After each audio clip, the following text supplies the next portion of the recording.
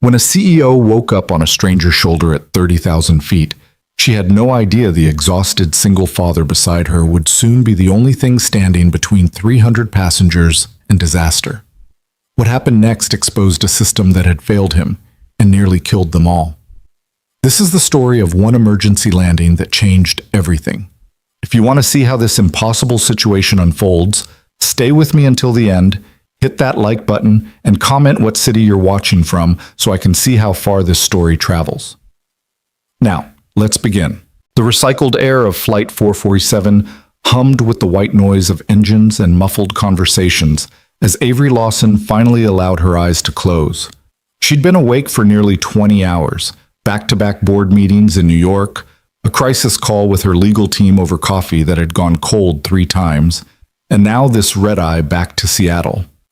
Her assistant had booked her usual first-class seat, but a last-minute aircraft swap had shuffled everyone into a smaller plane with no premium cabin.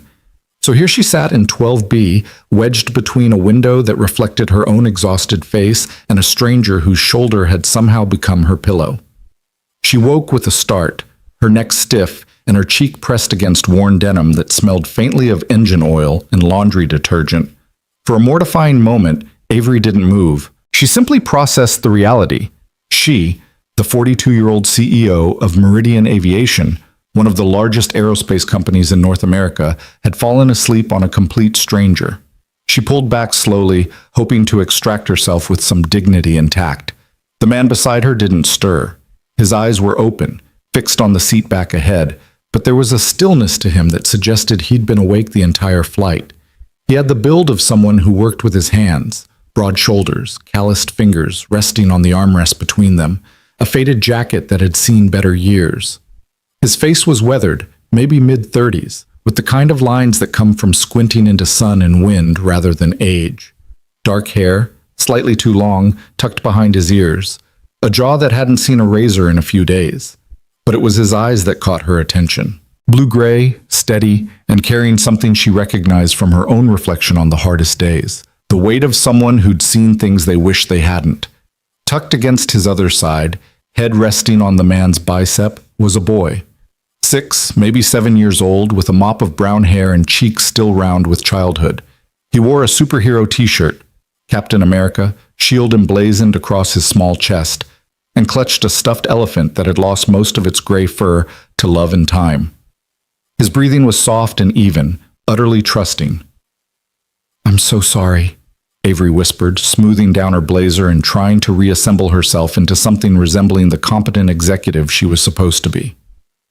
"I didn't mean to—" "It's fine," the man said quietly, his voice a low rumble that barely rose above the engine noise.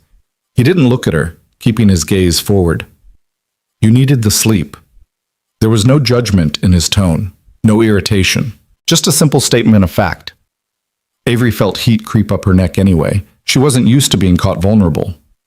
Still, that was unprofessional of me. "We're at 30,000 feet in a metal tube," he said, and this time the corner of his mouth twitched slightly. "I think professional went out the window somewhere over Cleveland." Despite herself, Avery smiled. She glanced at the boy again. "Your son?" "Yeah." The man's entire demeanor softened when he looked down at the sleeping child. "Ethan. He's had a long day." "Visiting family?" "Coming home. His grandmother's funeral was yesterday." The words were delivered without self-pity, just another fact. "She raised him while I was away. We're heading back to Seattle now, just the two of us. I'm sorry for your loss." He nodded once, accepting the condolence without elaboration. Avery settled back into her seat, pulling out her phone to check for messages. The flight attendant passed by, offering drinks neither of them wanted. Outside the window, moonlight painted the clouds silver, an endless landscape of peaks and valleys that looked solid enough to walk on. She should have put her earbuds back in, returned to the quarterly reports waiting in her inbox. But something about the quiet man beside her, about the way he held his son with such careful attention even in sleep, made her curious in a way she rarely was about strangers. "Avery Lawson," she said, extending her hand across the armrest. He looked at her hand for a moment, as if deciding something, then took it. His grip was firm, his palm rough with old calluses. "Owen Parker." What do you do, Owen Parker? Mechanic. Small aircraft mostly. Some contract work at Boeing Field. He paused, then added, What about you? She could have given him the elevator pitch, CEO of Meridian Aviation, overseeing a fleet of commercial and cargo aircraft responsible for thousands of employees and millions in quarterly revenue. Instead, she said, I work in aviation too, management side. He nodded, seemingly satisfied with that answer, and the conversation lapsed back into comfortable silence. Avery found herself studying him from the corner of her eye. There was something about the way he sat, alert despite his stillness, his body angled slightly to protect his son from the aisle traffic. His free hand, the one not holding Ethan, rested on his thigh, but his fingers moved occasionally in small, precise patterns. She recognized it after a moment. Control inputs, stick and rudder movements, the muscle memory of someone who'd flown before. You're a pilot, she said. It wasn't a question. Owen's jaw tightened almost imperceptibly. Was. Long time ago. Military? A pause, longer this time. Air Force, transport and reconnaissance. Did 2 tours overseas. That explained the eyes, Avery thought, and the vigilance. Why'd you stop? Life happened. He shifted slightly, adjusting his arm around Ethan without waking him. Some things you can't go back to, even if you wanted to. There was a story there, one that clearly wasn't open for discussion. Avery respected that. She had her own chapters she didn't share with strangers on airplanes. The flight attendant's voice crackled over the intercom. Ladies and gentlemen, we're experiencing some weather ahead. The captain has turned on the seatbelt sign. Please return to your seats and ensure your seatbelts are securely fastened. The plane gave a small shudder, nothing dramatic, just the normal bumps of hitting rougher air. But Avery noticed Owen's entire body tense. His hand that had been tracing phantom flight controls stilled completely. His eyes, which had been half-lidded with exhaustion, sharpened to full alertness. Just turbulence, she said, more to fill the silence than because he needed reassurance. She flew constantly. She knew the rhythms of flight.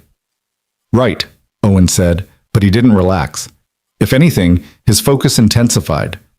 She watched as his eyes tracked to the ceiling panels, to the emergency exit rows, counting distances.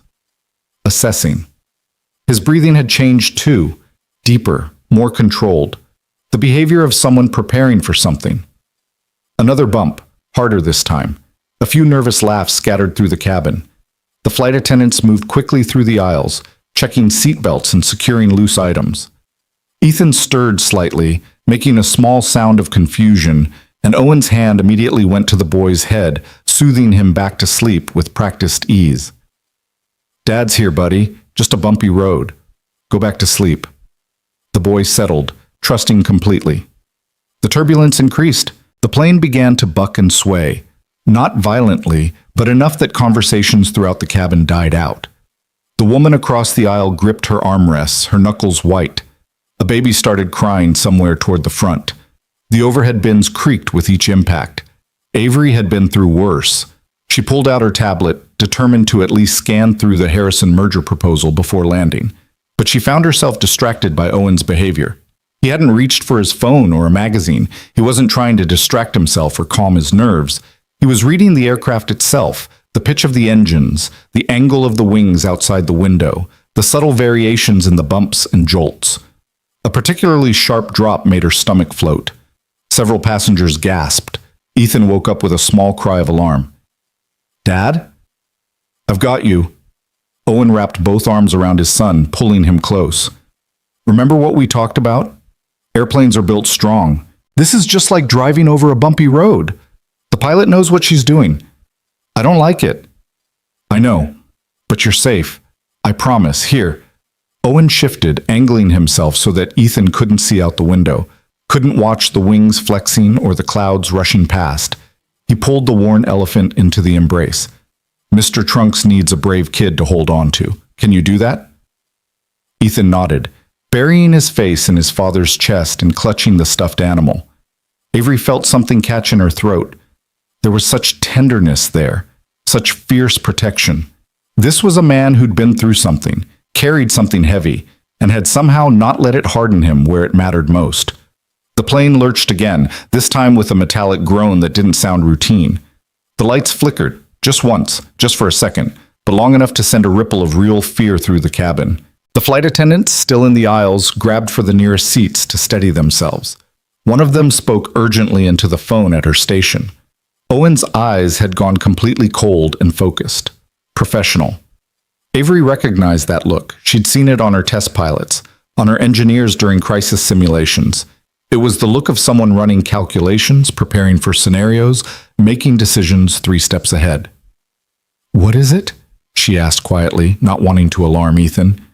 "Could be nothing," Owen said, but his tone suggested he didn't believe that.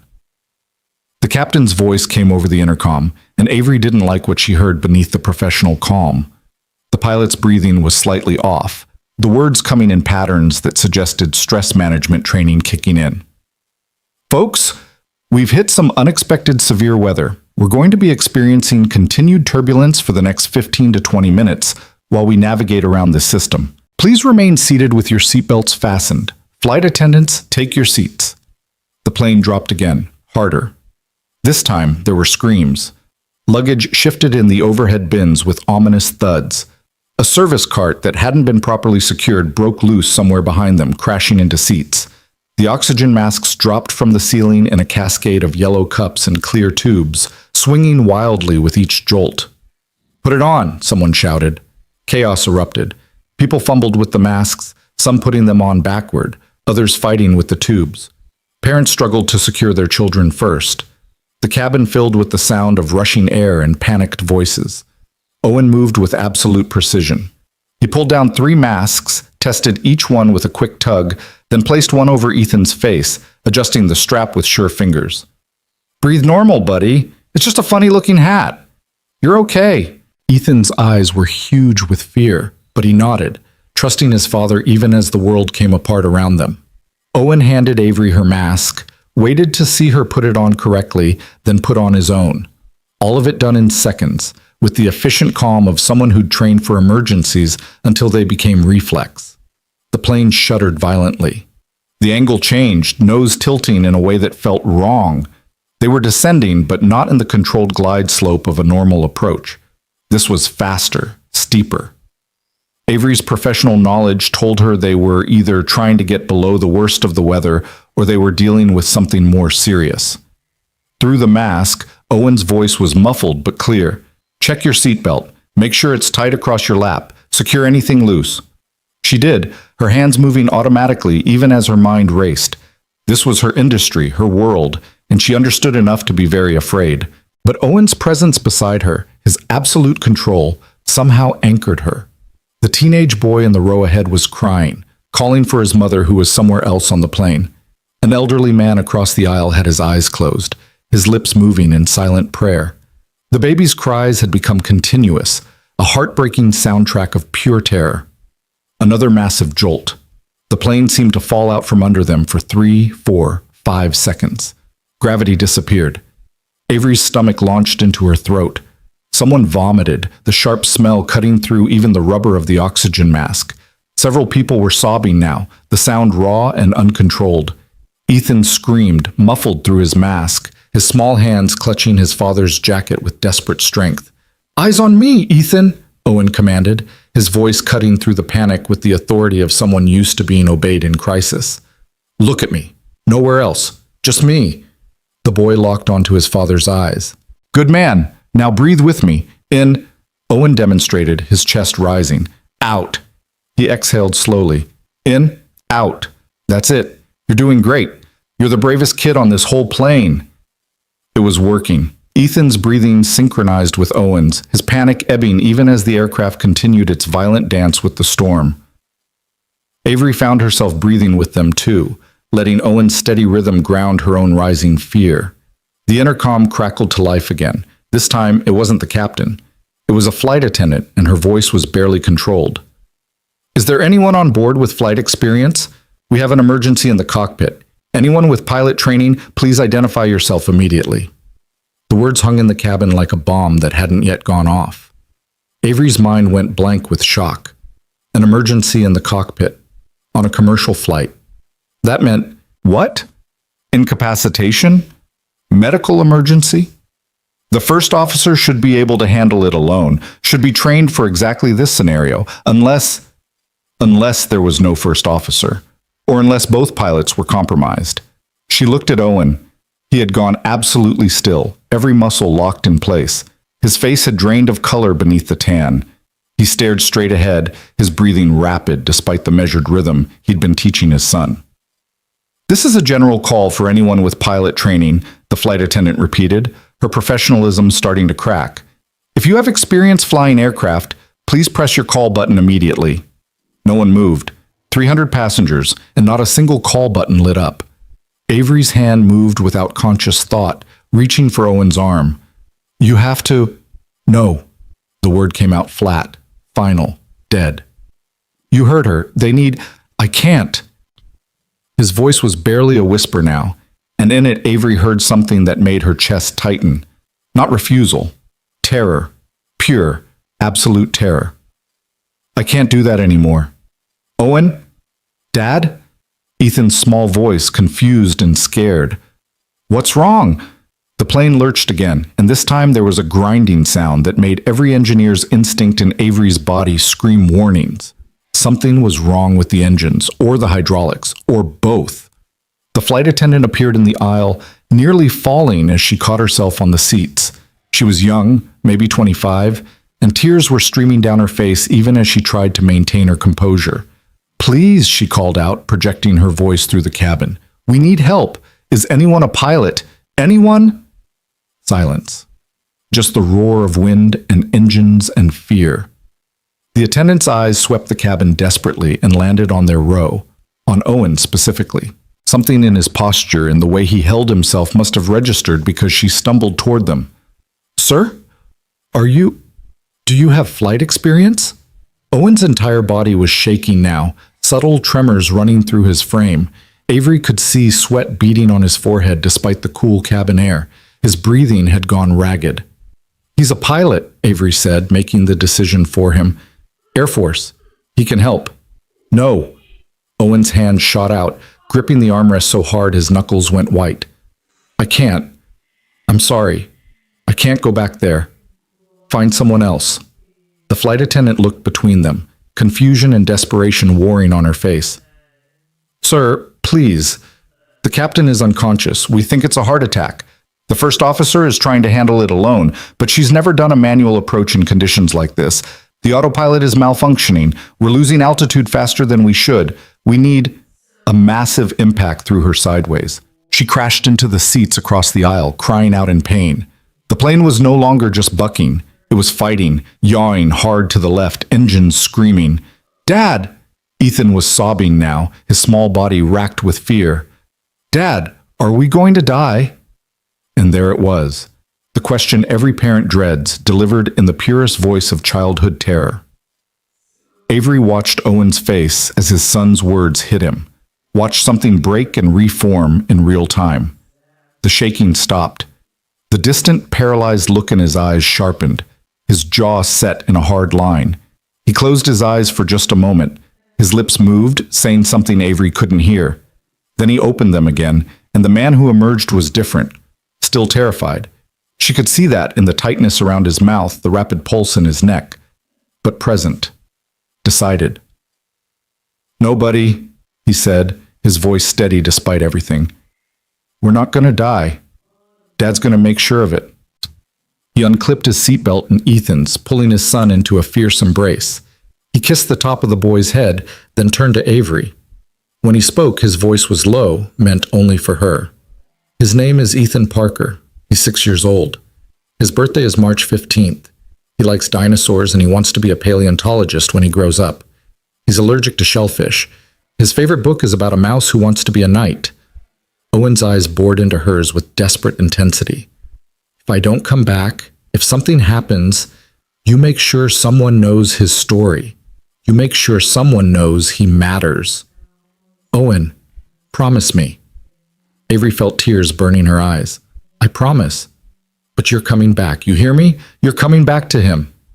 He didn't answer that. Instead, he turned to Ethan, cupping the boy's face in his hands. "Ethan, Listen to me. I have to go help the pilots for a little while, but I need you to be brave. Can you be brave for me? I want to come with you. I know, buddy, but you need to stay here with Miss Avery. She's going to take care of you until I get back. You promise you'll come back? The plane dropped again, and somewhere toward the front, something major gave way with a sound like thunder. Smoke began to filter through the vents, acrid and wrong. Owen pulled his son close one more time. I love you more than anything in the whole world. You remember that, okay? No matter what happens, you remember that. I love you too, Daddy. Owen released his son and stood, swaying with the motion of the aircraft. The flight attendant who'd fallen was pulling herself up, bleeding from a cut above her eye. Owen offered her his hand, hauled her to her feet with surprising strength. Where's the cockpit? His voice had changed completely. Clipped, military, ready. This way. No, you need to secure the cabin. I'll find it. He looked back at Avery one more time, at Ethan now gripping the strange woman's hand with terrified trust. Something passed between them, an understanding that went beyond words. Then Owen Parker, the mechanic who'd been a pilot who'd walked away from flying, turned and made his way toward the front of the plane. He moved against the violent motion like someone who'd trained for it, using the seats for balance, his body automatically compensating for the aircraft's pitch and roll. Avery pulled Ethan onto her lap, wrapping her arms around him as she'd seen Owen do. The boy was rigid with fear, watching his father disappear toward the cockpit door. He's going to save us, isn't he? Ethan whispered. Avery looked at this small boy with his worn elephant and his superhero shirt, this child who'd just lost his grandmother and might lose so much more. She thought about Owen's hands moving through phantom flight controls, about the weight he carried in his eyes, about the way he'd overcome paralyzing fear because his son needed him to. Yes, she said, and chose to believe it. He's going to save us all. The plane shuddered again, diving steeper. Through the windows, Avery could see clouds racing past too fast, could feel the wrong angle of descent. They were running out of time, out of altitude, out of options.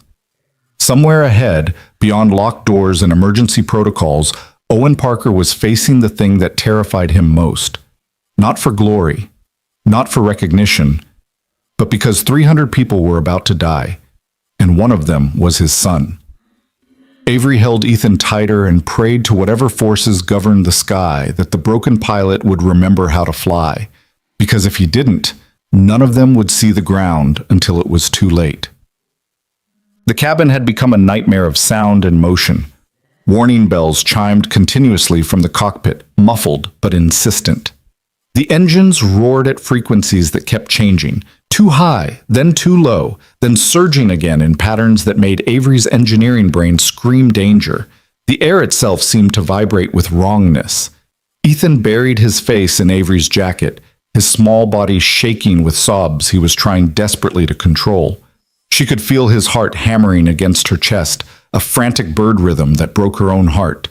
Around them, the other passengers had passed through panic into something worse, a frozen, waiting terror. Some prayed audibly. Others sat in numb silence. The teenage boy who'd been crying for his mother had gone quiet, staring at nothing. The elderly man across the aisle held his wife's hand, both of them with eyes closed, ready for whatever came. Avery found herself cataloging details with the odd clarity that comes in crisis. The coffee stains on the tray table, the safety card sticking out of the seat pocket, its cheerful illustrations of emergency exits suddenly obscene in their inadequacy. The view out the window where darkness and clouds and occasional lights blurred together in a confusion that gave no sense of how close they were to the ground. Too close, her professional knowledge whispered. They were descending too fast, the angle too steep. Even if Owen got to the cockpit, even if he somehow took control, the physics might already be against them. Tell me about your dad, Avery heard herself say, her voice surprising her with its steadiness. She needed to keep Ethan focused, needed to keep herself from thinking about the thousand things that could go wrong. Ethan sniffled, lifting his head slightly. His cheeks were wet, his eyes red. What? Your dad. What's he like? What do you guys do together?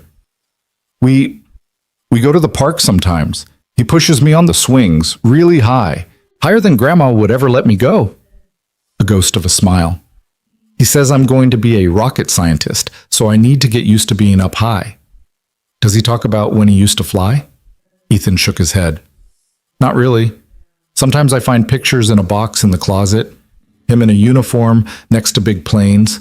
He looks different in them, younger, happy. The boy's voice dropped to a whisper. Sometimes at night, I hear him. He has bad dreams. He calls out names. Once I went in his room and he was crying. He said it was okay, that grown-ups get sad sometimes too. Avery's throat tightened. She thought about Owen's face when the flight attendant had asked for help, the way every ounce of color had drained from it. The absolute terror. This wasn't just a man who'd stopped flying. This was a man who'd been broken by it. And now she'd pushed him back toward the thing that had broken him. The plane banked hard right, throwing them against the window.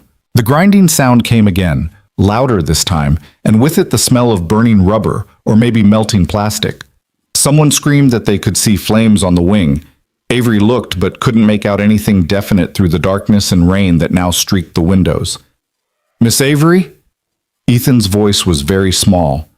Do you think he can really do it? Save the plane? She wanted to lie, to give him comfortable assurances, but this child had just buried his grandmother. He'd lived with a father fighting invisible wounds.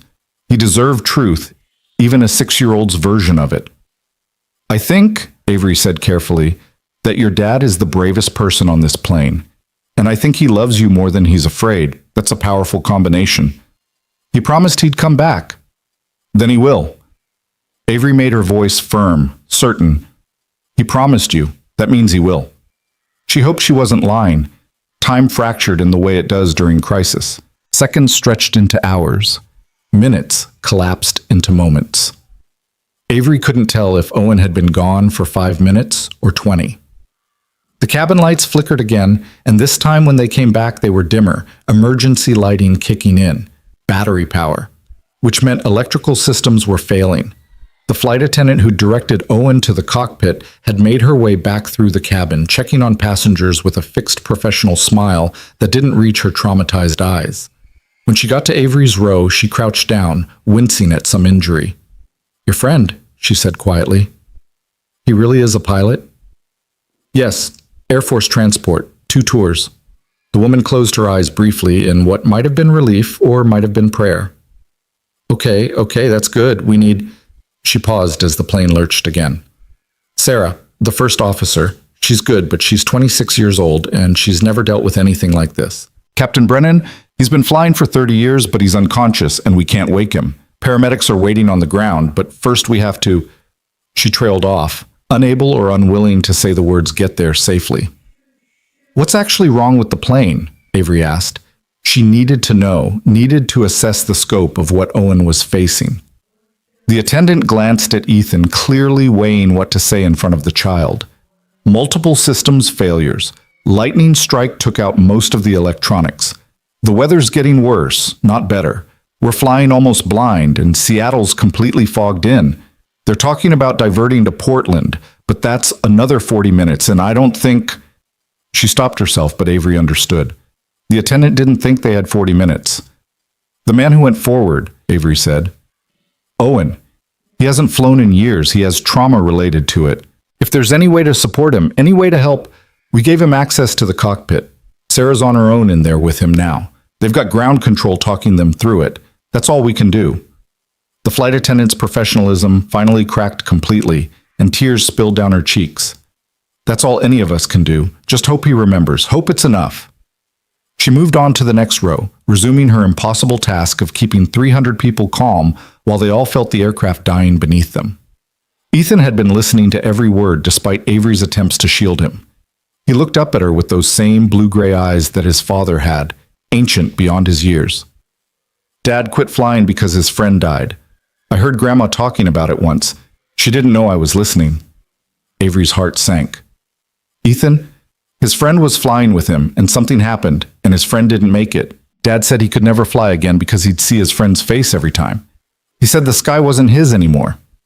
Ethan's grip on Mr. Trunks tightened until his knuckles were white. What if he sees his friend's face in the cockpit? What if he can't do it because he's too sad? What do you say to that? How do you explain to a child that trauma doesn't work on timers? That courage isn't the absence of fear, but the choice to move forward despite it? Ethan, listen to me. Avery turned him to face her fully. Your dad went into that cockpit because you asked him a question. Remember? You asked if you were going to die. The boy nodded, tears tracking down his cheeks again. And your dad decided right then that the answer was no. That he would do whatever it took to keep you safe. Love like that, the kind your dad has for you. It's stronger than fear, stronger than sad memories, stronger than anything. She hoped she was right, prayed she was right. He's not just fighting for the plane, he's fighting for you. And that makes him unstoppable. Somewhere in the front of the plane, beyond walls and distance and the roar of dying engines, Owen Parker was fighting exactly that battle. Avery could picture it. His hands on controls he'd sworn never to touch again, his mind forcing itself through procedures and protocols while ghosts whispered in his ears. Every instinct probably screamed at him to run, to let someone else take this burden, but he couldn't run. Not anymore. His son was behind him, counting on him, trusting him with the absolute faith that only children possess. The intercom crackled again. This time it was a different voice, younger, female, trying desperately to sound confident. Ladies and gentlemen, this is First Officer Sarah Chen in the cockpit. We have assistance now, and we're working to get this aircraft down safely. We need you all to prepare for an emergency landing. Flight attendants, prepare the cabin. Emergency landing, the words every passenger dreads, delivered in a voice that was barely holding together. The cabin erupted in fresh panic. The flight attendants began shouting instructions, brace positions, remove sharp objects, listen to commands. Parents clutched children, strangers held hands. The teenage boy was openly sobbing again. Someone was praying loudly in Spanish, the words tumbling over each other in desperate supplication. Avery pulled Ethan close, positioning him the way the safety card showed, protecting his head and neck. She found herself doing the same, assuming the brace position while her mind raced through everything she knew about aircraft crashes, survival statistics, the physics of impact. None of it was comforting. Miss Avery? Ethan's voice was muffled against his knees. Yes? If something bad happens, will you make sure Dad knows I wasn't scared at the end? I don't want him to think I was scared. She couldn't speak.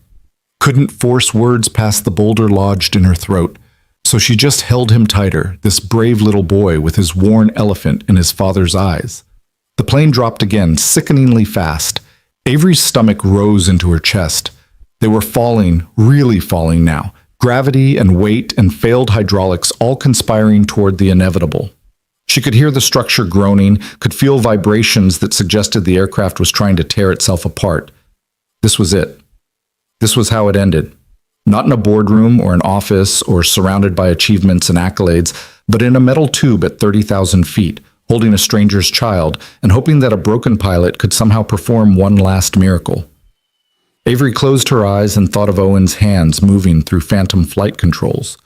Thought of Ethan asking if they were going to die. Thought of the promise she'd made to know Ethan's story, to make sure someone knew he mattered. Please, she thought. To whom, she didn't know. The universe. Fate.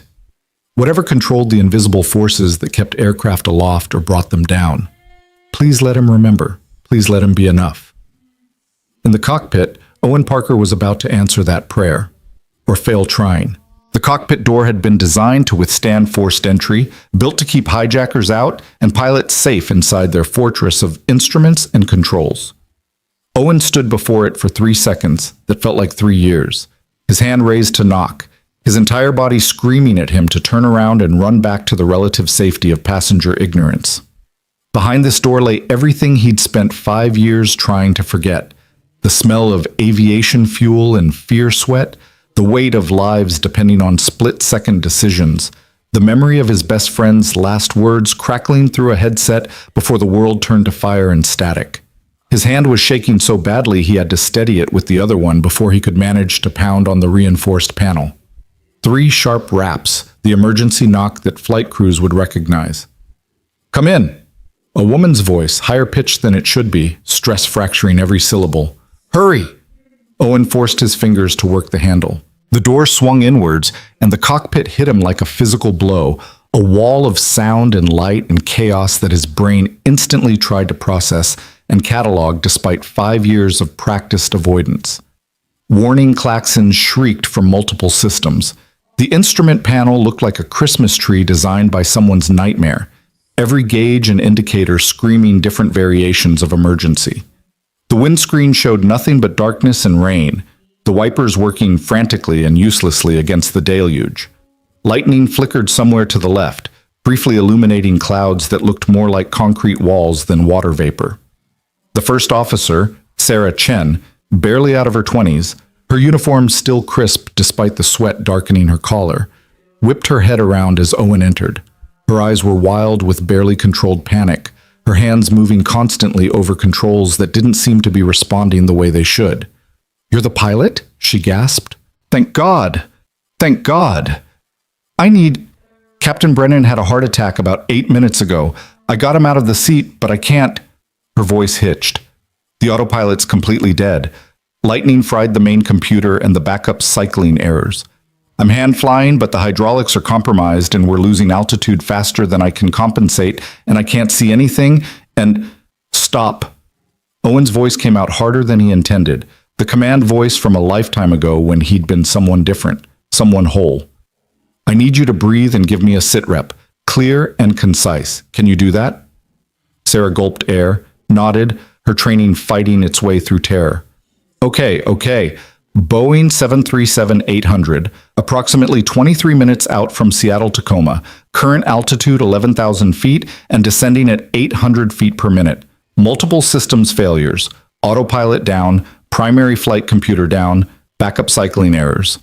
Hydraulics at 60% and dropping. Both engines running, but number 2 is throwing temperature warnings. Weather below minimums. Seattle's reporting 400 feet ceiling, quarter-mile visibility, and heavy rain and fog. They're recommending we divert to Portland, but I don't think we have time. Owen felt his body moving before his mind had fully processed the decision. He slid into the captain's seat, still warm from its previous occupant, a coffee cup still in the holder showing a half-drunk latte, and his hands found the controls with the terrible familiarity of muscle memory. The yoke felt exactly as he remembered. The throttle quadrant, the rudder pedals, the hundreds of switches and buttons and levers that made up the symphony of flight. His fingers knew them all, remembered them all, even as his mind screamed that he shouldn't be here, couldn't be here. "Talk to me about the engines," he said, his eyes scanning the instruments, forcing his brain to process what it was seeing instead of what it was remembering. Airspeed, 220 knots, too fast for this altitude and configuration. Vertical speed, negative 850, that number climbing. Artificial horizon showing a 3-degree left bank and a nose-down attitude that was increasing. Fuel state, adequate but not generous, and everywhere, warning lights. "Number 2's running hot," Sarah said, pointing to the engine indicators with a hand that wouldn't stop shaking. "Started about 5 minutes ago. Temperatures in the caution range but climbing. Number 1's okay, but it keeps trying to surge. RPM fluctuates every 30 seconds or so." Electrical systems? "Battery backup only. We lost both generators when the lightning hit. Battery's showing 70%, but it's draining fast with all these warnings." Owen's hands moved across the panel, silencing the most urgent alarms to clear the auditory clutter. The klaxons died one by one until he could hear the actual sounds of the aircraft. The rush of wind, the roar of stressed engines, the groan of the airframe fighting forces it wasn't designed to handle for extended periods. "What's your flight time?" he asked Sarah, not taking his eyes off the instruments. 1,800 hours. 6 months on the 737. "Ever done a manual approach in weather like this?" "Simulator only. Twice." "Category 3 ILS experience?" "No, we haven't. The airline hasn't certified me for that yet." "Of course not. Why would they? Commercial aviation was so automated these days that pilots could go entire careers without hand-flying an approach in actual instrument conditions. The computers did it all, safe and precise and reliable. Until they didn't. Owen reached for the radio, his hand steady now that he had something concrete to do, a problem to solve that existed in the present instead of the past. "Seattle approach, This is Northwest 447. How do you read? Static, then a male voice, professionally calm despite the circumstances they all knew existed. Northwest 447, Seattle approach reads you 5 by 5. We have your transponder. Confirm you have a qualified pilot at the controls?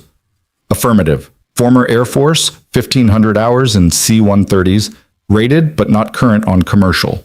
Going to need all the help you can give us. A pause. Owen could almost hear the controller recalculating options, probabilities, survival chances. Copy that, 447. Respect the service. We're going to get you down safe. Stand by for vectors. The aircraft lurched hard right, throwing Owen against his harness. Sarah cried out, fighting her own controls. Number 2 engine's temperature gauge spiked into the red zone, and a new alarm joined the symphony, a grinding metallic shriek that meant something in the turbine section was coming apart. "We're losing number 2, Sarah shouted. Owen's hand was already moving, reaching for the fuel cutoff, the fire suppression, executing the engine failure checklist from memory, even as part of his brain screamed that this was exactly how it had started before.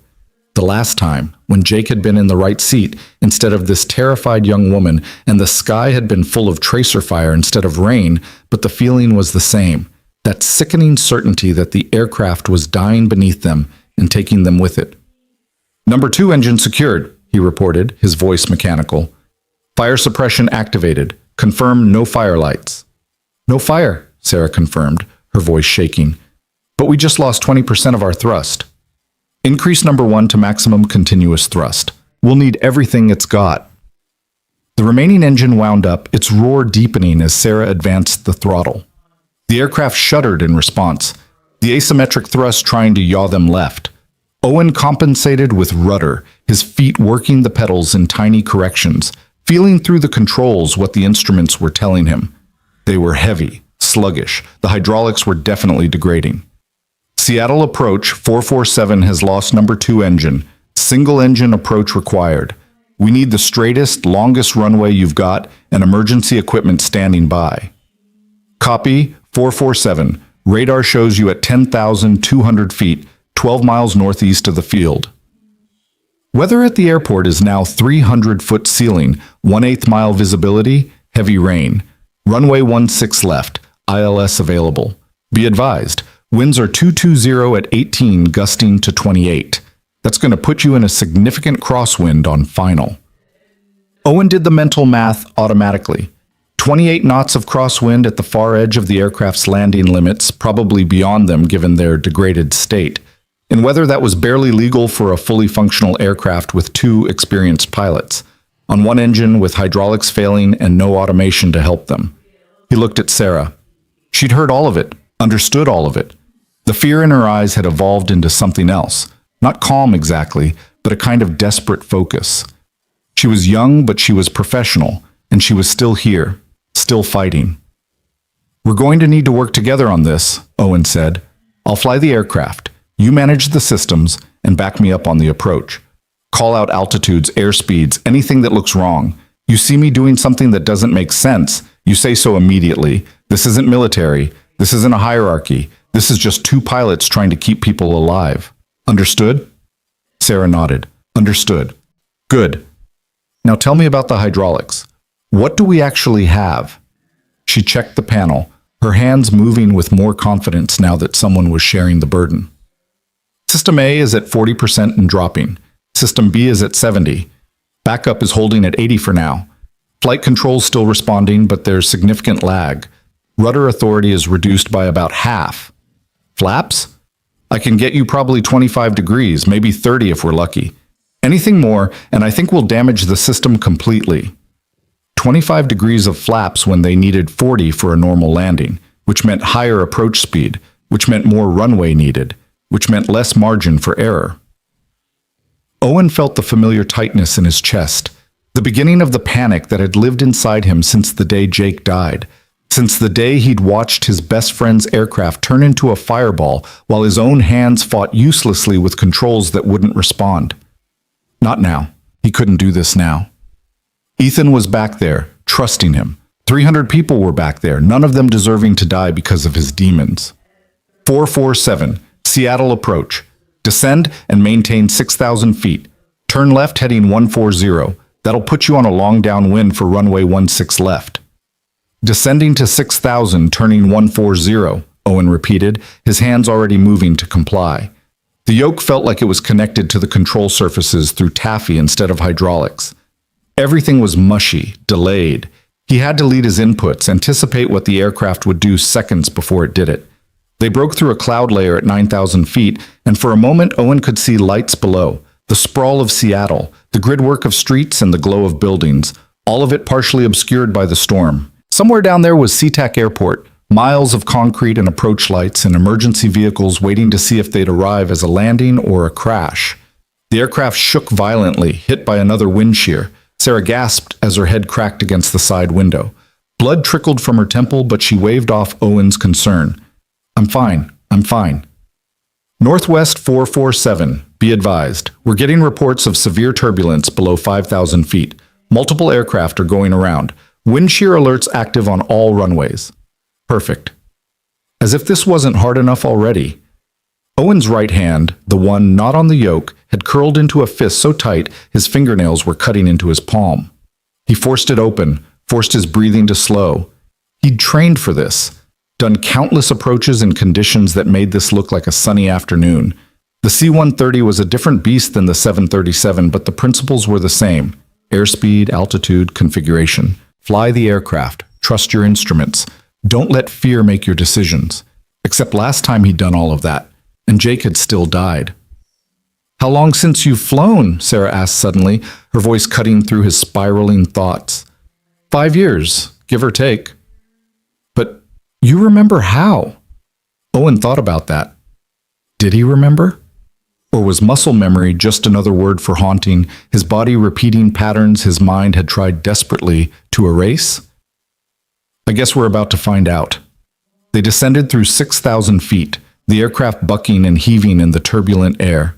Seattle approach vectored them through a series of turns, extending their pattern to give them more time to prepare, more distance to lose altitude gradually, rather than in a steep dive that would stress the already damaged hydraulics.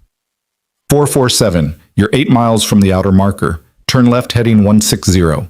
Cleared for ILS runway 16 left approach. Contact tower on 118.3. Cleared for the approach, switching to tower, Owen acknowledged. He looked at Sarah.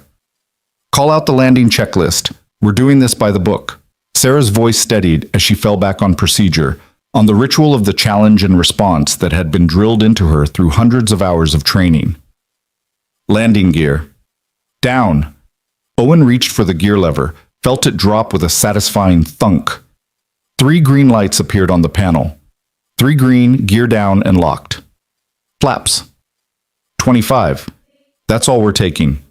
He moved the flap lever carefully, watching the indicator as the trailing edge surfaces extended. The aircraft's nose pitched down slightly, requiring back pressure on the yoke to maintain altitude. More mushiness.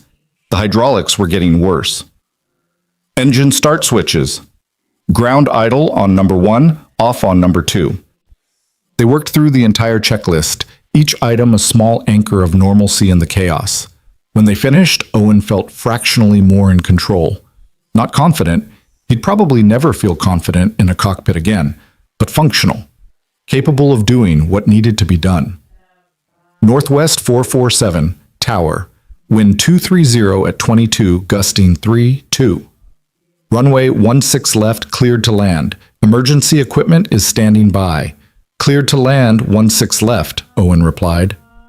5 miles out.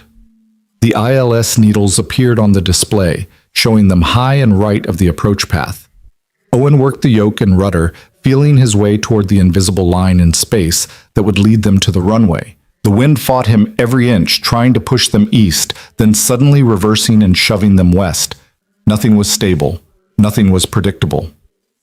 4 miles, Sarah called out. Airspeed 165. Too fast. Owen pulled back power on the single remaining engine, felt the aircraft slow with painful reluctance. 160. 155. There. That was better.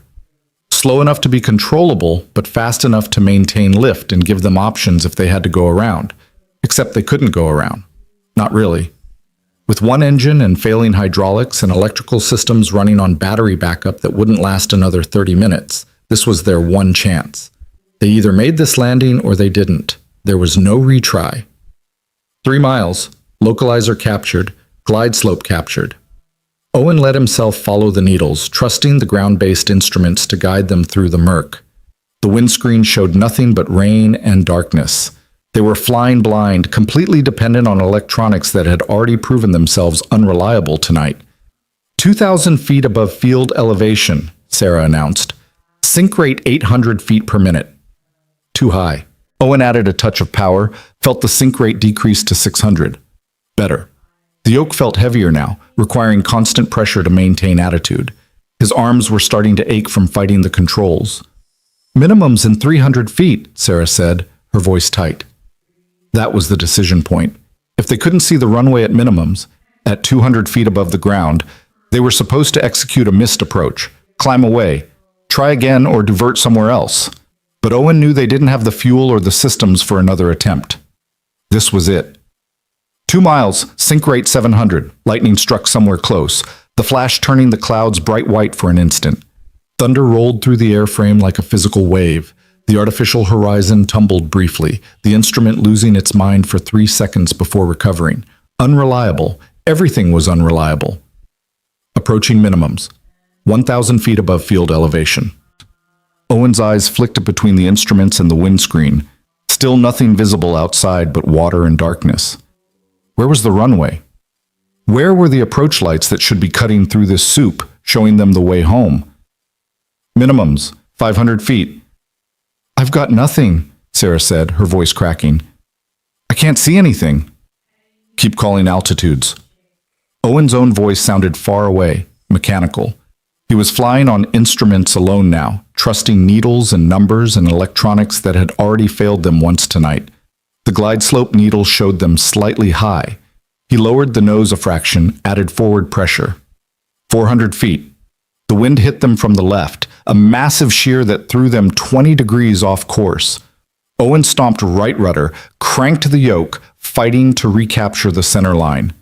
The aircraft wallowed, reluctant, the damaged hydraulics making every input feel like pushing through mud. 300 feet! There. A glow in the darkness ahead. Red lights, barely visible through the rain. The Poppy Eye system, the precision approach path indicator that would tell them if they were too high or too low. Owen's trained eye read it instantly. Too red, too white. Perfect glide path. I've got the approach lights, Sarah shouted. 11 o'clock.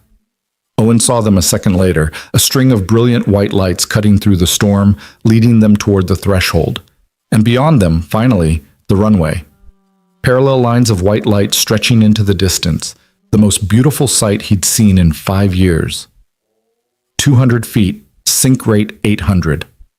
Too high again. Owen pulled more power, felt the aircraft float, the runway rising to meet them slower than it should. But he couldn't force it down, couldn't risk hitting hard with the damaged gear and hydraulics. They'd break apart on impact. 100 feet, runway in sight. They crossed the threshold at 70 feet, still too high, the runway lights flashing beneath them. Owen held the nose up, bleeding off airspeed, waiting for the aircraft to settle. 50 feet. The wind caught them again, a vicious crosswind from the right that threatened to blow them off the center line. Owen corrected, but the hydraulics were so degraded now that the rudder barely responded. They were drifting, the aircraft crabbed into the wind, not aligned with the runway. 30 feet! We're off centerline, Sarah warned. I know!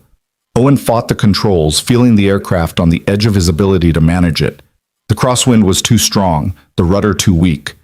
They were going to land in a crab, sideways, the gear not designed for the side loads it was about to experience. 20 feet! No choice now, no time for finesse or grace. Owen chopped the remaining power to idle and pulled back hard on the yoke, forcing the nose up into a landing flare. The aircraft hung there for an eternal moment, suspended between sky and earth, between success and catastrophe. Then they hit. The main gear touched first, but the angle was wrong, the aircraft still in a crab. The tires screamed against the concrete, smoking. The gear struts compressed, but the side load was too much. Owen heard something snap, a sound like a gunshot, and the right main gear collapsed.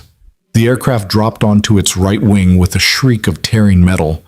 Sparks exploded into the darkness as the wing scraped along the runway.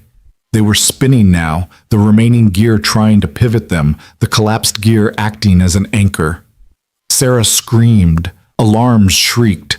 The world outside the windscreen became a blur of lights and rain and concrete. Owen stood on the left rudder, fighting to keep them from flipping completely. The nose gear was still down, still intact. If he could keep weight on it, if he could keep them tracking somewhat straight, they slewed sideways, still moving at 70, 60, 50 knots. The wing was disintegrating, pieces of metal and composites tearing away in a shower of sparks. Fuel was leaking. Owen could smell it, could see it streaming from the ruptured tank. One spark in the wrong place, and they'd all be...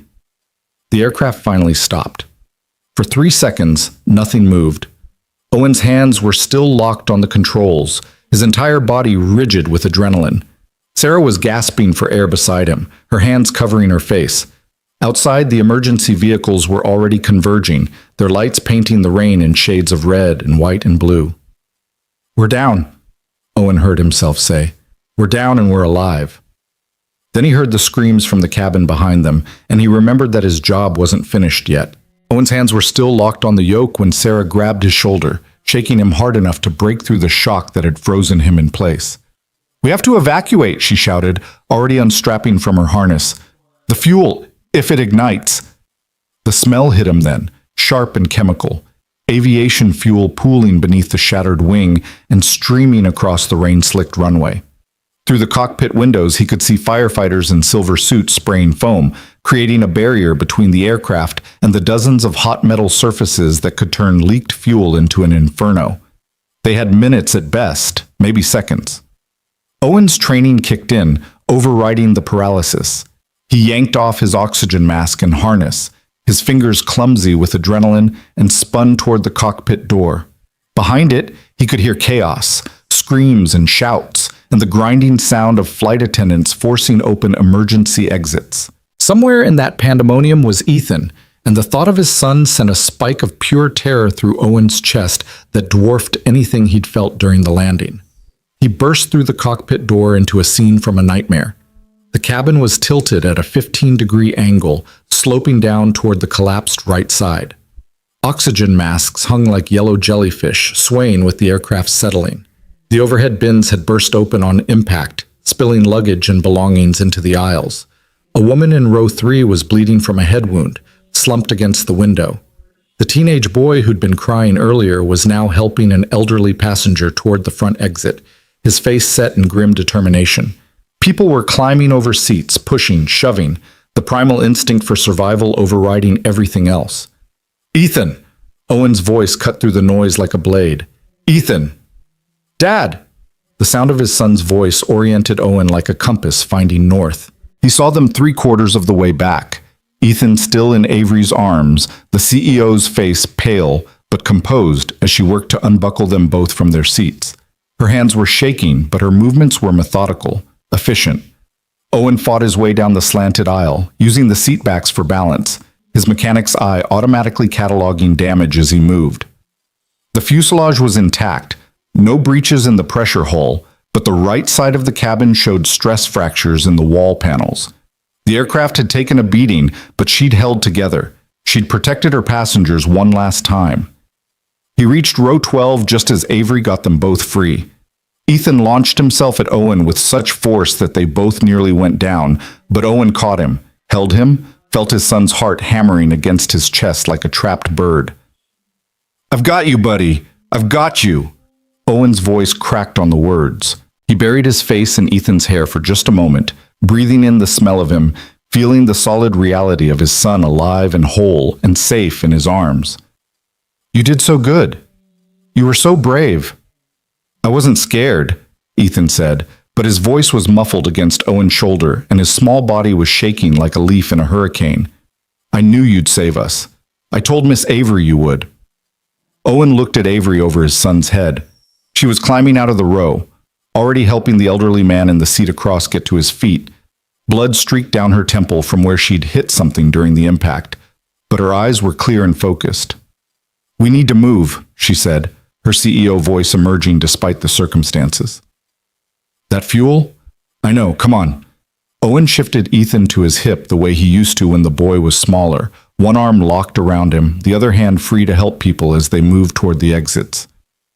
"Stay with me, both of you." They joined the flow of passengers heading forward. The flight attendants were at the exits, managing the evacuation with impressive calm despite the circumstances. The forward left door was open, the emergency slide deployed and angled steeply down to the foam-covered runway. People were jumping onto it, some sliding smoothly, others tumbling awkwardly, but all of them getting away from the aircraft and the fuel and the fire that could consume them all. "You first," Owen said to Avery when they reached the door, "then I'll hand Ethan down to you."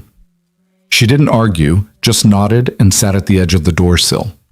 The flight attendant stationed there, the same young woman who'd found Owen in his seat, her uniform torn and her face streaked with soot, helped position her properly. "Arms crossed over your chest, feet together, lean back and push off," the attendant instructed with mechanical precision, probably the 100th time she'd said it in the last 2 minutes. Avery slid down and disappeared into the darkness and rain. Owen watched her land at the bottom, watched her scramble to her feet, and turned back to look up at them. "Okay, Ethan." Owen set his son down, crouching to his level. "Remember the safety video? Arms crossed, hold on tight. Miss Avery's going to catch you at the bottom." "Come with me!" Ethan's eyes were huge, terrified at the thought of separation. "I'm right behind you, I promise. 5 seconds after you go, I'm coming down. But I need to make sure you're safe first. Can you do this?" Ethan nodded, though his chin was trembling. Owen lifted him to the sill, positioned his small arms across his chest, and looked into his son's eyes one more time. "Brave, remember? You're the bravest kid on this whole plane." Then he pushed, gently, and Ethan slid down the chute with a small cry that was half fear and half exhilaration. Owen watched until he saw Avery catch the boy at the bottom, saw them both move away from the slide toward the emergency vehicles, and only then did he turn to help the next passenger. "Sir, you need to go," the flight attendant said. "You've done enough, please. Not until everyone else is out."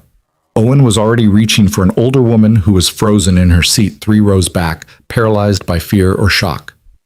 "Ma'am, I need you to come with me. We need to leave now." He worked his way back through the cabin, helping those who couldn't help themselves, carrying a child whose mother had been injured, supporting a man whose leg had been broken in the impact. The flight attendants were doing the same, their training overriding their own fear, their own exhaustion. Sarah appeared from the cockpit carrying the first aid kit, moving to help the woman with the head wound. Minutes passed like hours. The cabin slowly emptied. The smell of fuel grew stronger, mixing with smoke that was starting to filter in from somewhere aft. The firefighters outside were shouting warnings that Owen couldn't quite make out over the wind and rain and the ringing in his ears that might have been tinnitus or might have been the echo of warning klaxons. "That's everyone!" one of the flight attendants called from the rear. "Cabin's clear!" Owen did one more sweep with his eyes, checking every row, every seat. Empty. All of them empty. 300 passengers and crew, and somehow they'd gotten them all out alive. "Go!" he shouted to the remaining flight attendants. "Get out!" They went, sliding down the chutes or jumping from the overwing exits, their training exhausted and their reserves spent. Sarah was the last one at the forward door besides Owen. She paused at the threshold, looking back at him. "Thank you," she said, and there were tears cutting tracks through the grime on her face. "I couldn't have done this without you. I would have killed everyone on this plane if you hadn't—" "You would have figured it out," Owen interrupted, surprised to find he meant it. "You're a good pilot, Sarah. You kept your head when it mattered. That's what counts." She nodded, not quite believing him, but accepting the words anyway, and slid down into the night. Owen took one last look at the cabin, this metal tube that had nearly become a coffin, that had instead become a testament to engineering and luck, and maybe something else he didn't have words for. And then he sat at the edge of the door sill and pushed off. The slide was slick with rain, and he came down faster than he expected, landing hard enough to knock the wind from his lungs. Hands grabbed him immediately, firefighters in their silver suits pulling him away from the aircraft, away from the danger zone, toward the waiting ambulances and fire trucks with their flashing lights.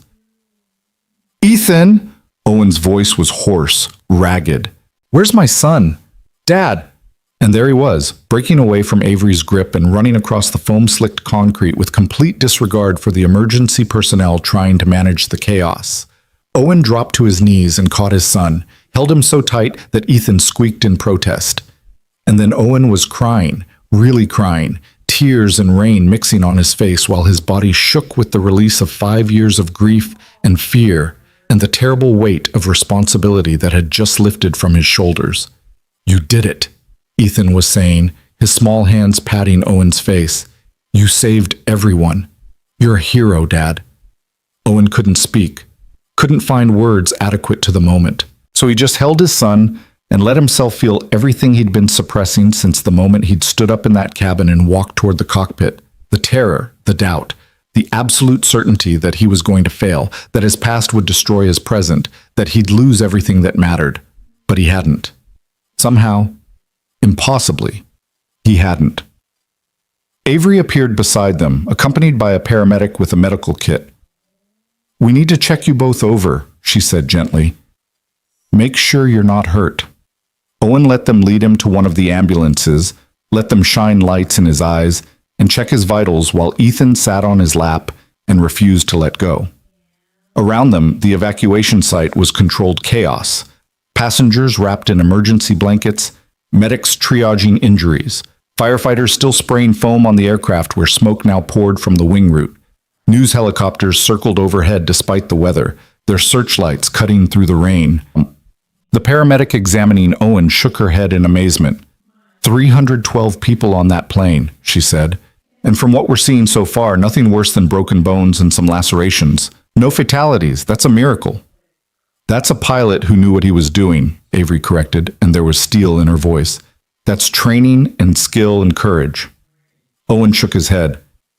"That's luck. That's a good first officer and an aircraft that held together longer than it should have, and a runway that was just barely long enough. He stopped, swallowed hard. "I just did what anyone would have done." "No," Sarah said, appearing out of the crowd with a blanket wrapped around her shoulders and a bandage on her temple. "You did what most people couldn't do. What I couldn't do alone."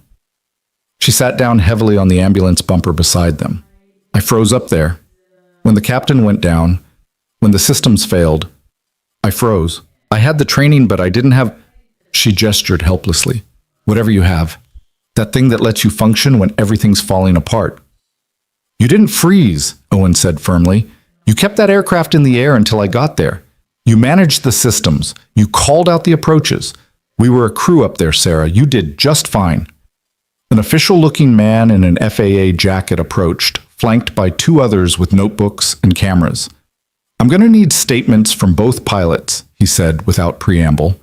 "And we'll need to examine the wreckage once it's safe."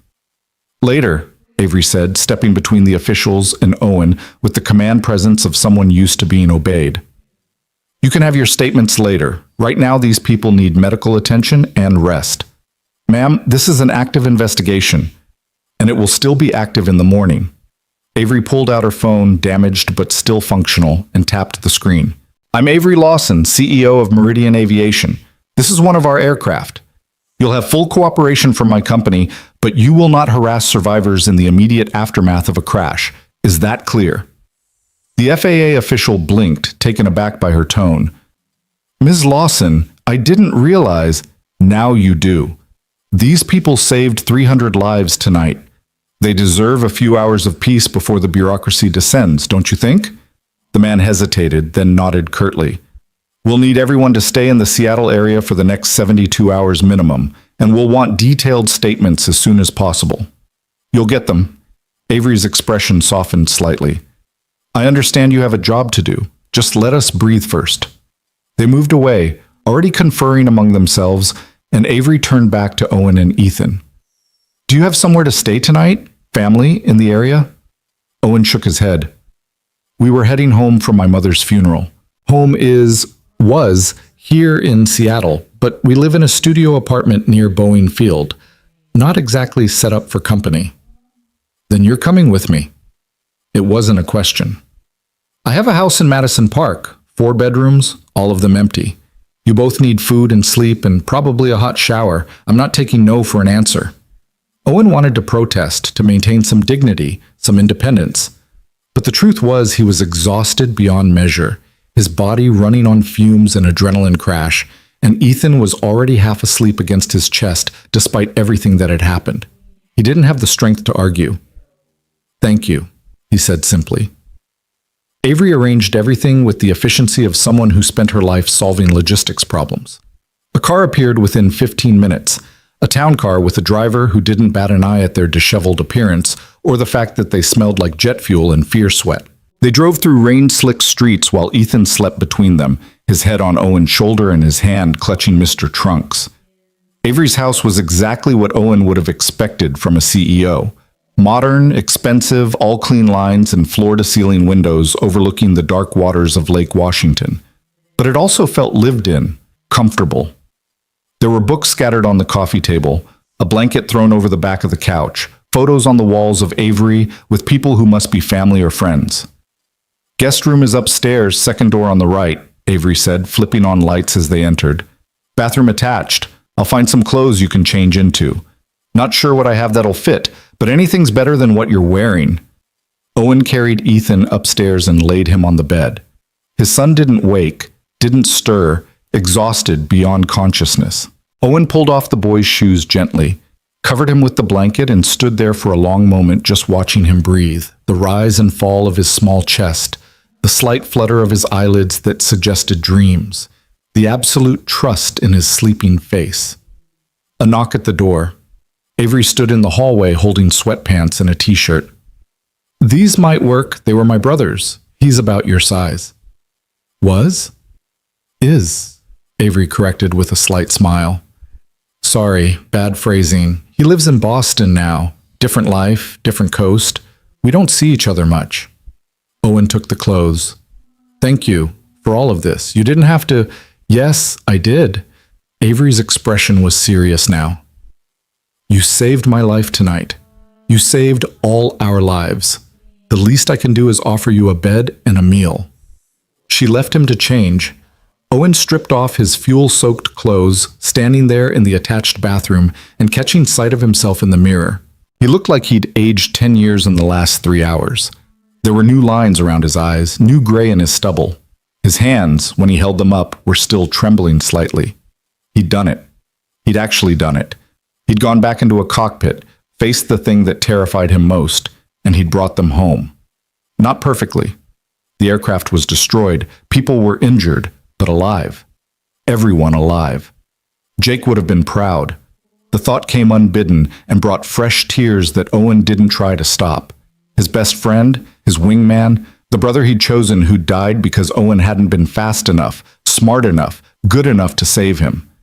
Jake would have laughed at tonight's landing, would have made jokes about scraping the wing and blown gear, would have bought Owen a beer and told him he'd done okay. Owen showered quickly, letting the hot water wash away the smell of fuel and the stickiness of dried sweat. When he came back out, Ethan was still sleeping peacefully. Owen sat on the edge of the bed, one hand on his son's back, feeling the steady rhythm of breathing that meant safe, alive, here. Voices drifted up from downstairs. Avery was on the phone, her tone professional despite the late hour. Owen caught fragments. "Yes, all crew accounted for. Structural failure of the right main gear. I'll have a full report by morning." "No, thank you, I'm fine." He found her in the kitchen when he came down, phone finally put away, standing at the counter making tea. She'd changed too, into jeans and a sweater, and without the power suit and the CEO armor, she looked younger, more vulnerable. The cut on her temple had been cleaned and covered with a small bandage. "Couldn't sleep?" she asked without turning around. "Haven't tried yet, too wired." Owen accepted the mug she offered him, wrapping his hands around it for warmth he didn't really need. "Your people know about the crash?" "The whole world knows by now. It's all over the news. Dramatic emergency landing at SeaTac, passengers describing terror and chaos, the usual." She sipped her own tea, staring out the dark window at the lake beyond. "My PR team is having a field day trying to control the narrative." "What's the narrative?" "That depends." Avery turned to look at him directly. What do you want it to be? Owen frowned, not understanding. I don't want it to be anything. I just want to take my son home and try to forget this whole night happened. Forget? Avery's eyebrows rose. Owen, you're a hero. You saved 300 people. The media is going to find out who you are, what you did. There's no avoiding that. The word hero made Owen's stomach turn. I'm not a hero. I'm just a guy who used to fly planes. Anyone with the training could have done what I did. But they didn't. You did. Avery set down her mug with a soft click. And I need to know something. Why were you on that plane? Where were you coming from? My mother's funeral. I told you that. And where do you work? What do you do when you're not saving crashing aircraft? Owen's jaw tightened. He sensed where this was going, and he didn't like it. I'm a mechanic. Contract work, mostly small aircraft maintenance at Boeing Field. Some freelance jobs. I get by. With a 6-year-old son to support. We manage. Do you? Avery's gaze was penetrating, seeing more than Owen wanted to show. Do you have health insurance, benefits, any kind of stability? That's none of your business. It became my business the moment you sat down next to me on that plane. Avery's voice was gentle but firm. Owen, I looked you up while you were upstairs. I have access to industry databases, employment records. You've applied to every major airline in the last 5 years. United, Delta, Southwest, Alaska, and my company, Meridian Aviation, multiple times. Owen felt heat creeping up his neck. So? So you were rejected every single time. Do you know why? He did. He'd memorized the rejection letters, the polite language that couldn't quite hide the truth. Gaps in employment history, medical holds related to PTSD, failed psych evaluations. The words tasted bitter. The airlines don't want damaged goods in their cockpits. Can't say I blame them. I can, Avery said sharply. I absolutely can. Because our algorithms, our hiring systems, our corporate policies filtered you out automatically. We never saw your application reach a human being. We never knew that the man we rejected was someone who could do what you did tonight. Owen stared at her, not sure where she was going with this. The system failed you, Avery continued, and tonight it almost failed 300 passengers because the one person who could save them was someone we'd already dismissed as unemployable. She paused, seeming to wrestle with something. I'm the CEO of the company that rejected you, the company whose aircraft you just landed. Do you understand what I'm saying? That you feel guilty? That I'm horrified? Avery's voice cracked slightly. I built those systems, Owen. I approved those algorithms. I signed off on policies designed to minimize risk and maximize efficiency, and in doing so I created a hiring process that excludes people like you, veterans with trauma, pilots with gaps in their history, anyone who doesn't fit the perfect corporate profile we've decided is acceptable. You were doing your job. My job almost killed everyone on that plane tonight. Avery laughed, but there was no humor in it. If you hadn't been on board, if you hadn't been sitting next to me by pure chance, Sarah and I and 300 other people would be dead right now. Dead because the system I created decided you weren't worth a second look. Owen set down his mug, suddenly exhausted beyond measure. What do you want me to say? That I'm angry? I am. I've been angry for 5 years, angry at the Air Force for discharging me, angry at the airlines for rejecting me, angry at myself for not being able to just get over what happened and move on. He ran a hand through his damp hair. But being angry doesn't change anything. The rules exist for reasons. Airlines can't take chances with unstable pilots. You're not unstable. I have PTSD. I have panic attacks when I even think about flying. I haven't been in a cockpit in 5 years because the last time I tried, I threw up and had to be helped out by security. Owen's voice was flat, emotionless, reciting facts he'd accepted as immutable. That's not someone you want responsible for passenger safety. And yet tonight you got into that cockpit anyway. Despite the PTSD, despite the panic, despite everything that terrified you. Avery leaned forward, her intensity almost physical. You did it because you had to, because people needed you. That's not instability, Owen. That's courage. Or desperation. What's the difference? She smiled slightly. I've run a company for 7 years. I've made 1,000 difficult decisions. And you know what I've learned? The best people aren't the ones who never feel fear. They're the ones who feel it and do what needs to be done anyway. Owen didn't know how to respond to that. He'd spent 5 years defining himself by his limitations, by his trauma, by all the things he couldn't do anymore. Having someone, especially someone like Avery, suggest that those very things might be strengths rather than weaknesses made something shift uncomfortably in his chest. "Why are you telling me this?" he asked finally. Avery straightened, and suddenly the CEO was back, the executive who made decisions that affected thousands of people and millions of dollars. "Because tomorrow morning I'm going to start dismantling the hiring systems that rejected you. I'm going to implement new policies that require human review of every application, especially from veterans. I'm going to create pathways back into aviation for people who've been sidelined by trauma or gaps in their history." That's good. Those are good changes. And I'm going to offer you a job." Owen blinked. "What?" "Not as a pilot. Not yet. You're not current. You'd need recertification, medical clearance, the whole process. But as a trainer, as a consultant, someone who can help us identify other pilots like you, experienced, skilled, but locked out of the system." Avery's eyes were bright with something that looked like hope. "Help me fix this, Owen. Help me make sure what happened tonight, both the bad and the good, never happens again." I can't," Owen floundered, overwhelmed. "This is happening too fast. I just crashed a plane a few hours ago. I need to process. I need to think. I know. I'm sorry. That was too much, too fast." Avery held up her hands apologetically. "Forget I said anything. Sleep on it. We'll talk more tomorrow when we're not both running on trauma and adrenaline." But Owen couldn't let it go. Couldn't stop thinking about what she'd offered, what it might mean. A pathway back. Not just for him, but for others like him. Veterans who'd been cast aside, pilots who'd been deemed too risky despite their skills. The chance to matter again. To use what he knew to help instead of standing on the sidelines watching from maintenance hangars. The chance to fly again. The thought both terrified and exhilarated him in equal measure, which told Owen more than any rational analysis could. If he was feeling anything at all about flying besides pure dread, something had changed tonight. Something fundamental. "I'll think about it," he heard himself say. "That's all I can promise right now." Avery smiled, real warmth in it this time. "That's all I'm asking." They stood there in comfortable silence for a moment, two people who'd been strangers 12 hours ago and were now bound by shared trauma and survival. Outside, the rain had finally stopped. Dawn was still hours away, but the storm had passed, leaving behind only puddles and the promise of clearing skies. "Go sleep," Avery said finally. "Your son needs his father rested. We all do."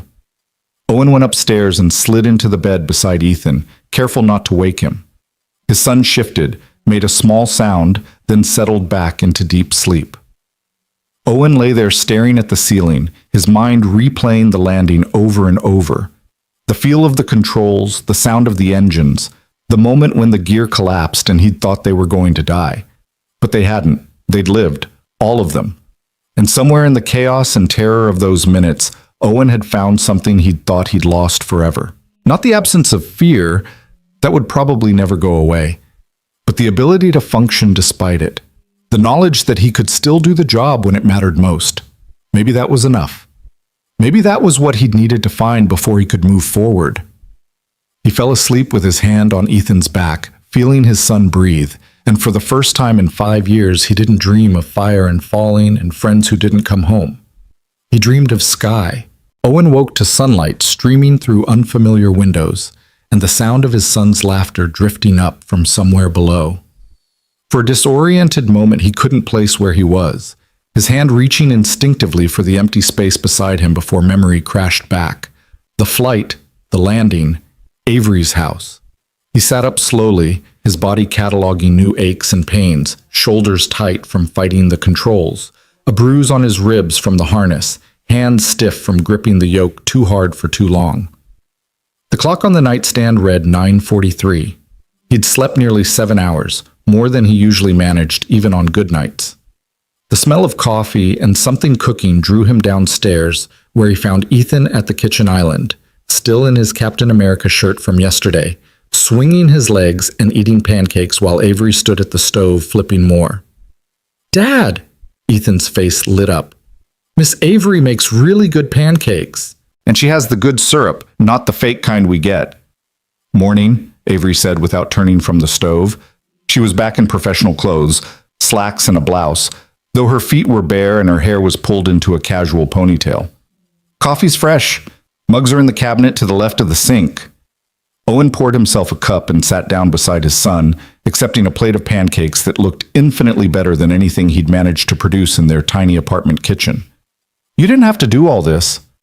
"I was up anyway. Conference calls with the insurance adjusters started at 6. Avery finally turned to face him, and Owen could see the exhaustion beneath her composed exterior. "The FAA wants statements from both you and Sarah by this afternoon. I've arranged for a lawyer to be present if you want one." "Do I need a lawyer?" "No, but given what you did last night, given that you're not current on your certifications and weren't officially part of the crew, it's better to have representation, just in case someone decides to make an issue of it." She sat down across from them with her own coffee. "There are people who think you're a hero. There are also people who think you violated about 17 different regulations by entering that cockpit." "I did violate them," Owen said quietly, cutting his pancakes into precise squares the way Ethan liked his cut. "I'm not certified on the 737. I haven't flown commercially. I shouldn't have been anywhere near those controls." "And 300 people would be dead if you hadn't." Avery's voice was firm. "That's what matters. That's what I'll be telling the FAA, the NTSB, and anyone else who asks." Ethan looked between them, syrup smeared on his cheek. "Are you in trouble, Dad?" "Nobody, just some grown-up paperwork stuff. Nothing to worry about." But Owen was worried. He knew enough about aviation regulations to understand that what he'd done existed in a massive gray area. Good Samaritan laws might protect him from liability, but they didn't necessarily protect him from enforcement actions. The FAA could decide he'd acted recklessly, could revoke what certifications he did still have, could make sure he never flew again even if he wanted to. His phone buzzed in his pocket. Owen pulled it out and stared at the screen showing 43 missed calls and over 100 text messages. His hands went numb. "That started around 6 this morning," Avery said. "Someone leaked your name to the press. By 7, you were trending on social media. By 8, the story was on every major news network." She pulled out her own phone and turned it to show him. The screen displayed a news article with the headline, "Hero Pilot Saves Doomed Flight. Former Air Force Veteran Steps Up When Captain Falls Ill."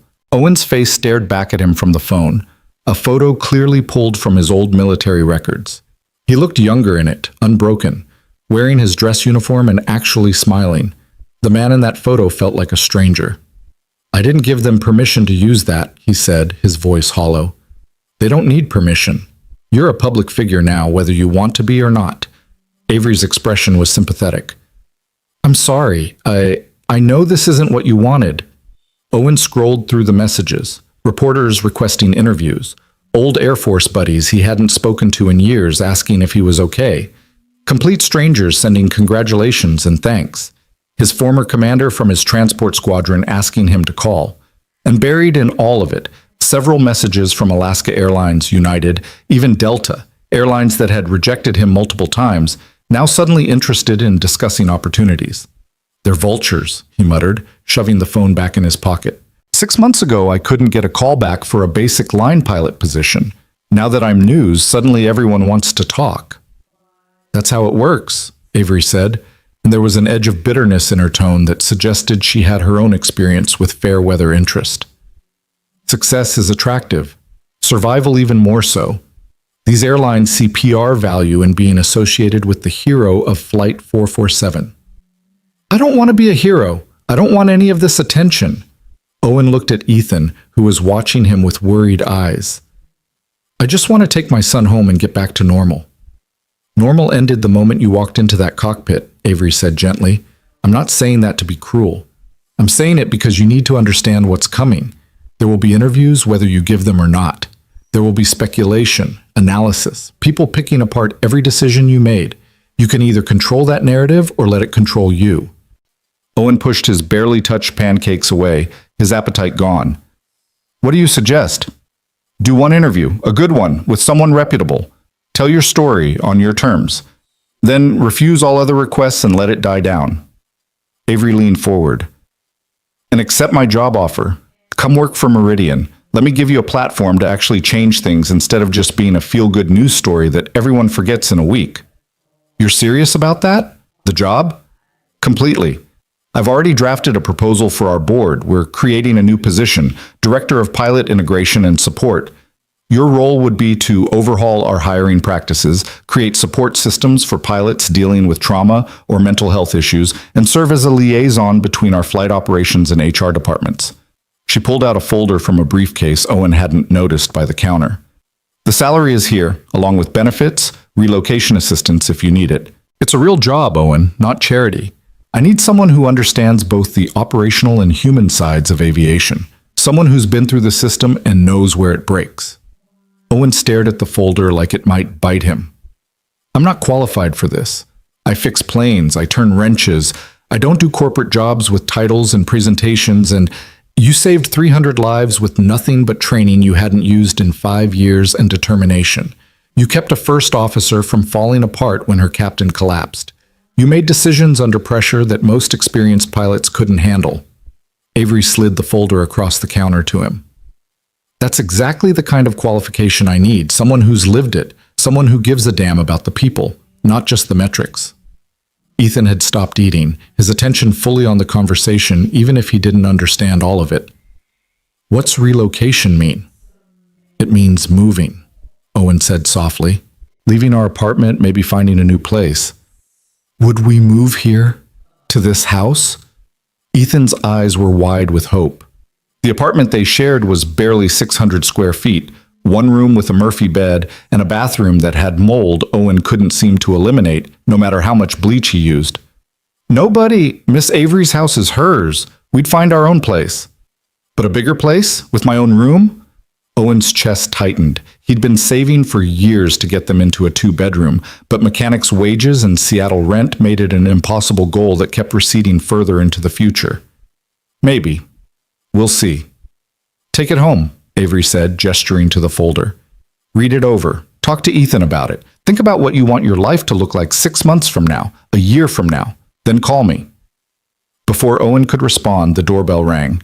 Avery's expression shifted to annoyance as she went to answer it. Owen heard voices in the entryway. Avery's firm and authoritative, someone else's apologetic but insistent. She returned a moment later looking grim.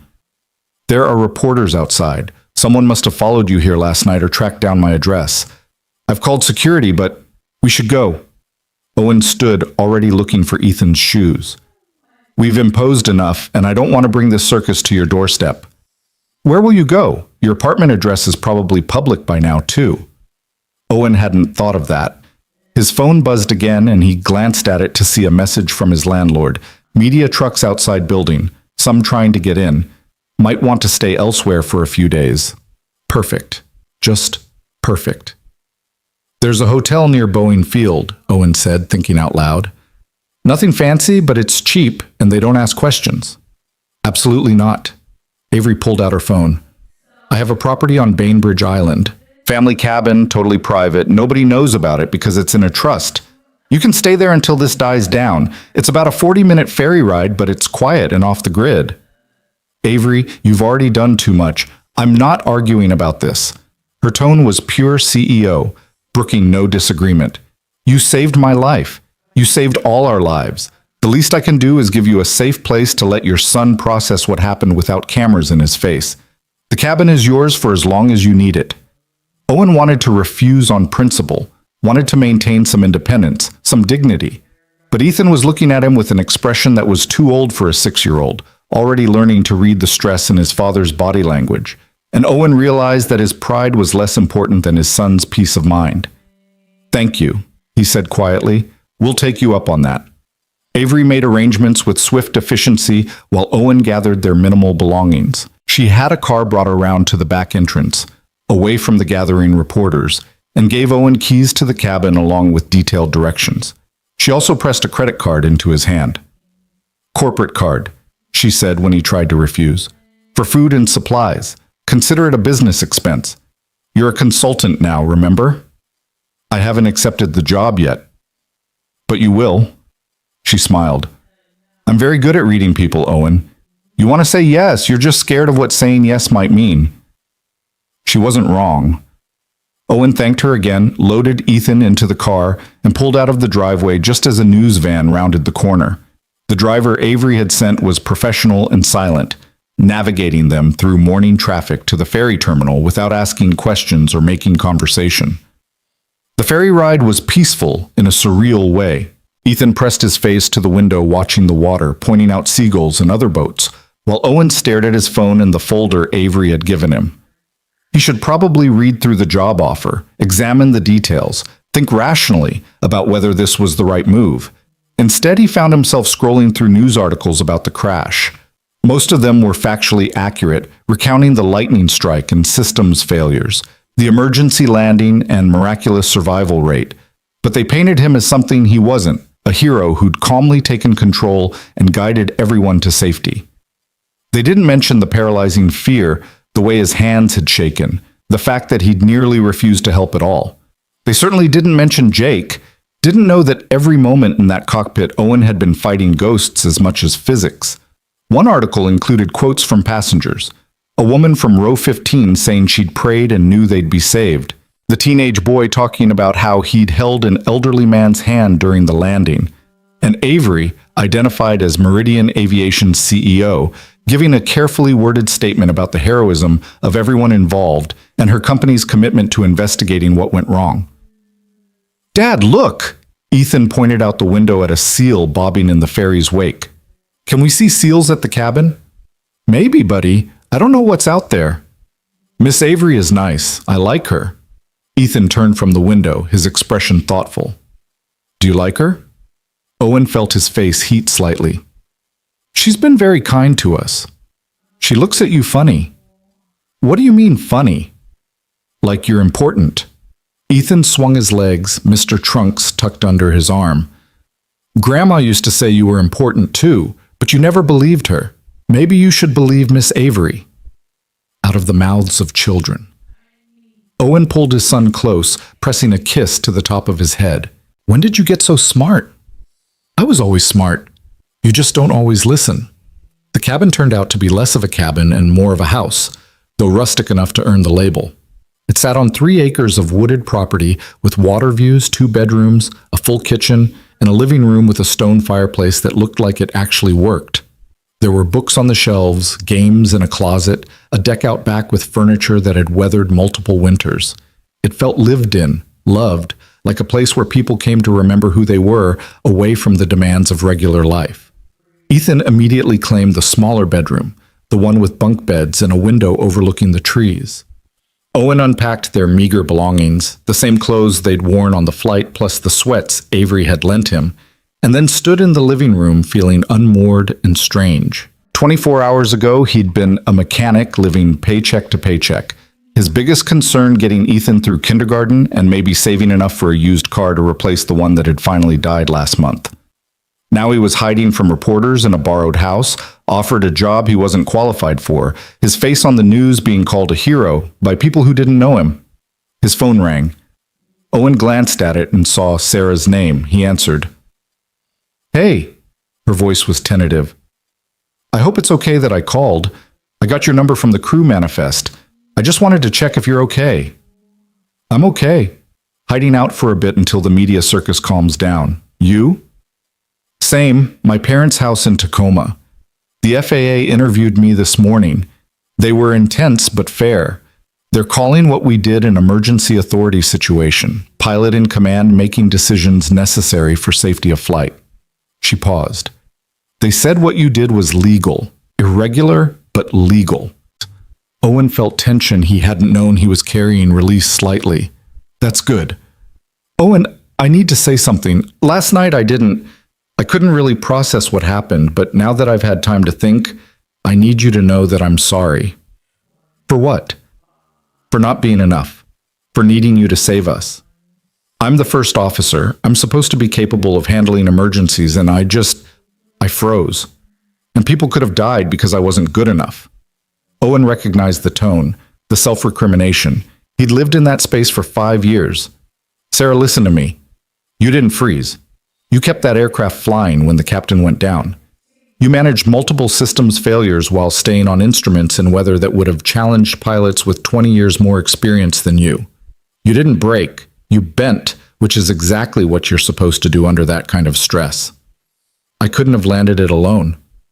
Maybe not, but nobody should have to land it alone. That's why cockpits are designed for 2 pilots. You did your job, I did mine. We were a crew, and the crew succeeded. That's all that matters. She was quiet for a moment. When she spoke again, her voice was thick with emotion. The airline wants me to take time off, mandated trauma counseling before they'll let me fly again. Part of me is relieved. The other part feels like a failure. Taking time to heal isn't failure, it's survival. I learned that the hard way. Owen walked out onto the deck, watching Ethan through the window as the boy arranged his stuffed animals on the bunk bed. If you want my advice, take the time. Do the counseling. Don't make my mistake of trying to just push through and pretend you're fine. The trauma doesn't go away on its own. Is that what happened to you after you left the Air Force? Owen hadn't told her that story, hadn't told anyone except the therapist he'd been required to see. But Sarah had earned some honesty. I lost my co-pilot in a training accident, enemy fire during a supply run in Afghanistan. He died. I survived. And I couldn't reconcile why. Couldn't function in a cockpit without seeing him in the seat next to me. So I ran. I quit flying because flying hurt too much. But you came back. Last night, you came back. Because I had to. Because my son was on that plane and I couldn't let him die. Owen gripped the deck railing. I don't know if that fixed me, Sarah. I don't know if one successful landing erases 5 years of trauma. But I know I did something I thought was impossible. And maybe that means other impossible things are possible too. They talked for a few more minutes, 2 pilots who'd been strangers yesterday and were now bound by shared survival and the weight of what they'd done. When Owen hung up, he stood on the deck for a long time, watching the trees sway and the clouds move across the sky. It was a beautiful day, the kind of clear autumn afternoon where you could see forever if you climbed high enough. He thought about Avery's job offer, about returning to aviation not as a pilot but as someone who could help fix the broken systems that had sidelined him and countless others. It was tempting in ways he hadn't expected, the chance to matter again, to use his experience for something beyond just keeping himself and Ethan afloat. But it was also terrifying. Taking that job meant stepping back into the world that had broken him. It meant facing the industry that had rejected him over and over. It meant putting himself in situations where he'd have to talk about what happened to Jake, about his limitations, about all the ways he'd failed. Dad, Ethan called from inside. Can we make lunch? I'm hungry. Owen went inside and found his son had already pulled out bread and peanut butter from the supplies Avery's people had stocked the cabin with. They made sandwiches together, Ethan chattering about the seals and whether there might be deer in the woods. Normal 6-year-old concerns, as if yesterday hadn't happened, as if they hadn't nearly died. Children were resilient in ways adults couldn't manage. Ethan would probably have nightmares, would probably need to talk through what happened once it all settled in. But right now he was focused on sandwiches and animals and whether they could explore the woods before dark. He trusted that his father had saved them, trusted that the world was still safe despite evidence to the contrary, trusted with the complete faith that only children possess. Owen wanted to protect that faith, that innocence. And maybe the way to do that wasn't by hiding and staying small and pretending the crash hadn't happened. Maybe it was by being brave enough to step forward into the fear and show Ethan that scared wasn't the same as defeated. After lunch, Owen opened the folder Avery had given him. The job description was detailed and comprehensive, outlining responsibilities that felt both overwhelming and intriguing. Director of Pilot Integration and Support. It wasn't just about hiring, it was about creating support systems, advocating for pilots' mental health, serving as a bridge between corporate policy and operational reality. It was a chance to actually change things instead of just surviving them. The salary made Owen's breath catch. It was more than triple what he made as a mechanic. Enough to afford a real apartment with space for Ethan to have his own room. Enough for health insurance that actually covered therapy. Enough for stability, security, things Owen had stopped believing were possible for people like him. The benefits package included mental health coverage with no restrictions, relocation assistance up to $20,000, and something that made his eyes burn with unexpected emotion, tuition assistance for dependents, effective immediately. Ethan could go to a better school, could have music lessons or sports if he wanted them, could have the kind of childhood Owen had been struggling to provide on mechanics' wages. His phone rang again. This time it was a number he didn't recognize, but the area code was Virginia. Military country. Owen answered cautiously. Owen Parker? An older man's voice, familiar, but Owen couldn't place it. Speaking. This is Colonel Morrison. I was your squadron commander back at Little Rock. Owen sat up straighter automatically, old training kicking in. Colonel, sir, I didn't expect to hear from you. I've been trying to reach you since I saw the news this morning. Hell of a thing you did last night, son. Hell of a thing. Morrison's voice carried genuine warmth. I wanted you to know how proud I am, how proud we all are. You upheld everything we tried to teach you about courage and service. Thank you, sir. That means a lot. I also wanted you to know that your discharge was a mistake. I fought it at the time, thought you needed treatment and support, not a medical separation. But I was overruled by people who only saw liability and didn't see the pilot. Morrison paused. If you're interested, I know people at Air Force Reserve Command. They've been working on better support systems for pilots with PTSD, trying to create pathways back for qualified aviators who were pushed out. I could make some calls, see about getting you back in if that's something you'd want. Owen's throat tightened. I appreciate that, sir, but I don't think I'm ready for that. I don't know if I'll ever be ready. That's fair. Doors open if you change your mind. Morrison's tone shifted slightly. I also heard you've been having trouble finding civilian work. Airlines not calling you back. That's putting it mildly. Bastards, you're one of the best pilots I ever trained. Natural ability combined with humility, which is rare as hell. The colonel's voice hardened. You tell those civilian outfits that they're idiots for not seeing your value. And Owen, whatever you decide to do next, know that you've still got people in your corner. You're not alone in this. They talked for a few more minutes, Morrison sharing news about Owen's old squadron mates, asking about Ethan, offering support that felt genuine rather than obligatory. When Owen hung up, he realized he was crying, tears running down his face for the second time in 24 hours. He'd spent 5 years thinking he'd burned every bridge, severed every connection to his old life. To learn that some of those bridges still stood, that people still believed in him, cracked something open in his chest that had been locked tight for too long. Ethan found him like that, sitting on the couch with his face in his hands. His son climbed up beside him without speaking, just pressing close the way he did when Owen had nightmares. The boy didn't ask what was wrong. He just held Mr. Trunks out, offering the comfort of the worn elephant the way Owen had offered it to him last night. Owen pulled his son into his lap and held him, letting himself feel everything he'd been suppressing. Grief for Jake, anger at the system that had rejected him, fear about the future, hope that maybe things could be different, gratitude that they were both alive and together. All of it mixed together until he couldn't separate one emotion from another and didn't need to. I'm thinking about taking a new job, Owen said when he could speak again. It would mean some changes, new place to live, different schedule, but it would also mean I could be home more, could give you things I haven't been able to before. Would you be happy? Ethan asked, his 6-year-old wisdom cutting straight to what mattered. Would he be happy? Owen didn't know, but he thought he might be something better than happy, useful, purposeful, connected to something larger than just survival. I think I might be. Eventually. Then we should do it. Ethan said it with such simple certainty, as if the decision was already made and everything else was just details. Maybe it was that simple. Maybe Owen had been overcomplicating things, looking for guarantees and certainties that didn't exist. The job was a risk. Stepping back into aviation was a risk. All of it could go wrong in 100 different ways. But staying where he was, hiding in his small life and smaller ambitions, that was its own kind of failure. Owen pulled out his phone and typed a message to Avery. I'll take the job. When do I start? Her response came back within 30 seconds. Take 2 weeks to settle in and find a place. Report to headquarters December 9th.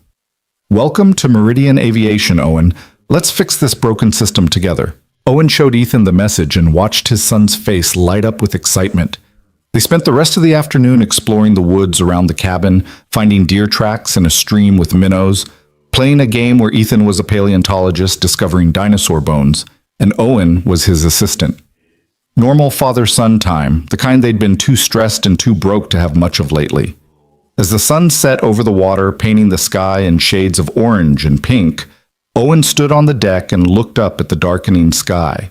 The first stars were appearing, bright points in the gathering darkness. He thought about what Avery had said, about control and courage and the difference between them. He thought about Sarah learning to forgive herself, about Colonel Morrison saying he was proud, about Ethan's simple faith that his father would always find a way. He thought about Jake, who'd been his best friend and his co-pilot, and had died because Owen hadn't been fast enough or good enough to save him. 5 years Owen had carried that weight, had let it define him and limit him and convince him he didn't deserve a second chance. But Jake wouldn't have wanted that. Jake, who'd made stupid jokes during pre-flight checks and had sung off-key in the cockpit and had been absolutely fearless in the face of danger, wouldn't have wanted Owen to stop living because he'd stopped. Jake would have told him to get back in the cockpit, would have made some ridiculous wager about Owen being too scared to fly again, would have needled and pushed until Owen had no choice but to prove him wrong. "I did it, Jake," Owen whispered to the darkening sky, to the memory of his friend, to the part of himself that had died that day in Afghanistan. "I got back in the cockpit. I flew. I brought them home, just like you would have wanted." The stars didn't answer, but Owen felt something shift inside him anyway. Not healing.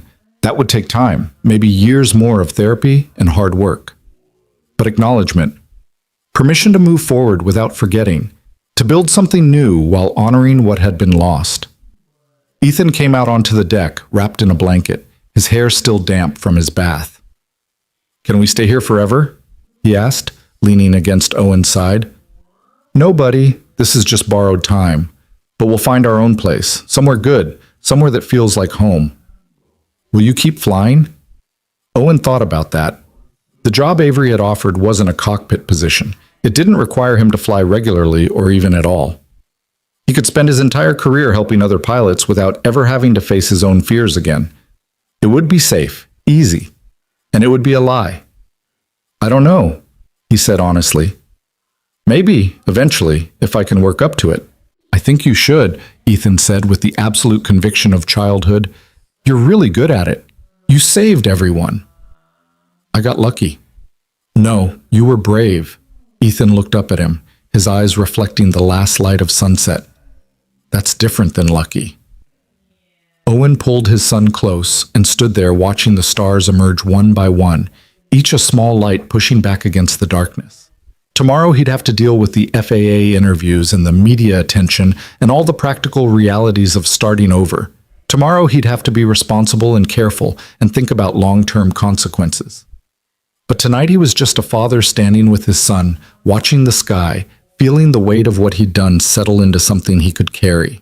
Not easily, not without effort, but carry it he could, because he'd already proven that when it mattered most, when lives depended on it, he could still do the impossible. He could still fly. The 2 weeks Owen and Ethan spent at the cabin passed in a strange suspension of time, like living inside a snow globe where the outside world couldn't quite reach them.